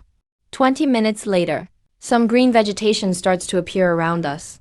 There's more and more green, and the air isn't as dry. I can feel every cell in my body cheering, maybe sensing my emotions. The car becomes excited too. The whole vehicle suddenly surges forward. The front of the car keeps lifting up. I'm sitting inside and can only see the blue sky and white clouds. Finally, the car slows down. I can see the beautiful scenery too. A light green lake appears in my view. It looks like a beautiful jade dropped from the sky. Set right into the desert, a rush of humidity hits me, making me feel like I've come back to life from hell. I've never found such a small lake so beautiful. Damn, I made it through. Huang Shi clenches his fists. Excitement erupts into thunderous cheers inside the school bus. They had all looked lifeless before, barely hanging on. But now these people are shouting, screaming, and running madly toward the blue-green lake like they've gone crazy. I park by the lake. The water vapor greets me, and I can't wait to get out of the car. I want to feel that blue-green lake water with my own hands. But just as I'm about to get closer, I hesitate. I remember what CEO Che said. Up in the sky, in the earth, in the water, in the soil. There's something strange everywhere. I suppress my excitement. There's no rush anyway. But Captain CHU's condition seems off at this moment. Colorless ripples circle around Captain CHU. Waves of some incomprehensible force are flowing around him, surrounding us. I pause in surprise. CEO Che gives me a friendly smile, like a pool of spring water. Hearing my voice, he turns his head to look at me. Chun, I've advanced to sequence 2. Are you always this cautious no matter what you do? I shoot back bluntly. Aren't you the same? We look at each other, and both see a sense of mutual respect in each other's eyes. CHU Che orders Uncle Abao to get everyone up. This is drinking water, not a place for them to bathe. The survivors who've just jumped into the lake, not even swimming for a few minutes, are forced to get out. Though some are unhappy, no one dares to object. Uncle Abao, tonight's campsite will obviously be by the lake. The survivors start pitching tents and organizing supplies. CHU Che grabs a stick. Walks to the center of the camp, raises the stick and stabs it hard into the ground. A transparent dome of light descends from the sky like a bowl. The diameter looks over 100 meters, covering almost the whole camp. After doing all this, CHU Che looks exhausted. His chest rises and falls, breathing heavily, like he's just run 5 kilometers. This is the new ability of the Guide Sequence 2 Phantom Hermit, Secret Barrier. It can hide the presence of living people to some extent, so the weirdness won't find us so quickly, CHU Che explains to me. At most, 3 days. We must leave after 3 days. Uncle Abao, go tell everyone not to leave the barrier without permission. If you want to go out, you must report to you first. This time, the main vehicle upgraded to Sequence 2 and got a total of 4 abilities. One is this secret barrier. Another is weather sense, which allows you to sense the weather changes within the next 24 hours. As a sequence ability, this weather forecast is much more accurate than the weather report. If we encounter another sandstorm, I believe Captain Sichu will know in advance. The third ability is marking, which lets you mark information at a specific location or on a certain thing. There's also an anti-peep function. And there's one last ability, mystic communication. When the two guides are within a certain range, they can sense each other and communicate in a simple way. 3 days later, the convoy hit the road again, but no one looked happy. On the contrary, everyone's faces were filled with fear. On one side was a boundless desert. The sun hung high in the sky. The distant sand dunes looked almost unreal from the heat. On the other side, heavy snow blanketed everything. Everything between heaven and earth was covered in silver. All the distant trees and hills were buried under white snow. The snow was more than a foot thick. I looked at the slippers on my feet, then glanced at my shabby pickup truck, swallowed nervously. "Si Che, are we really going in?" Si Shu Che said. "It's 20 kilometers from our current camp to Long City. Everything we need is there." As soon as the name Long City was mentioned, everyone's expressions immediately changed. After the apocalypse, many cities became forbidden zones. The more densely populated a city was, the more dangerous it became. According to the rule that more population means more danger, the denser the population, Wrong City is considered much more dangerous than Changshu Village and Xinghua Town. "Captain, aren't you overestimating us a bit?" I swallowed hard and said hoarsely, "I do want supplies, but I'm not looking to die." Si Che shook his head and sighed. "If there were any other choice, I wouldn't risk sending you into a city either. But I've already asked around in advance. There are a few villages around Long City, but all their supplies have already been scavenged." With an eavesdropping radio in hand, Captain Si Chu can accurately grasp the supply status of resource spots nearby. But everyone's faces were still full of hesitation. "The reason I'm saying this is definitely not to get you all killed." Si Chu Che pointed at a spot on the map and said, "This is Changguang District in Wrong City. It's the closest to us, and it's a residential area. There are plenty of supplies for you to gather here.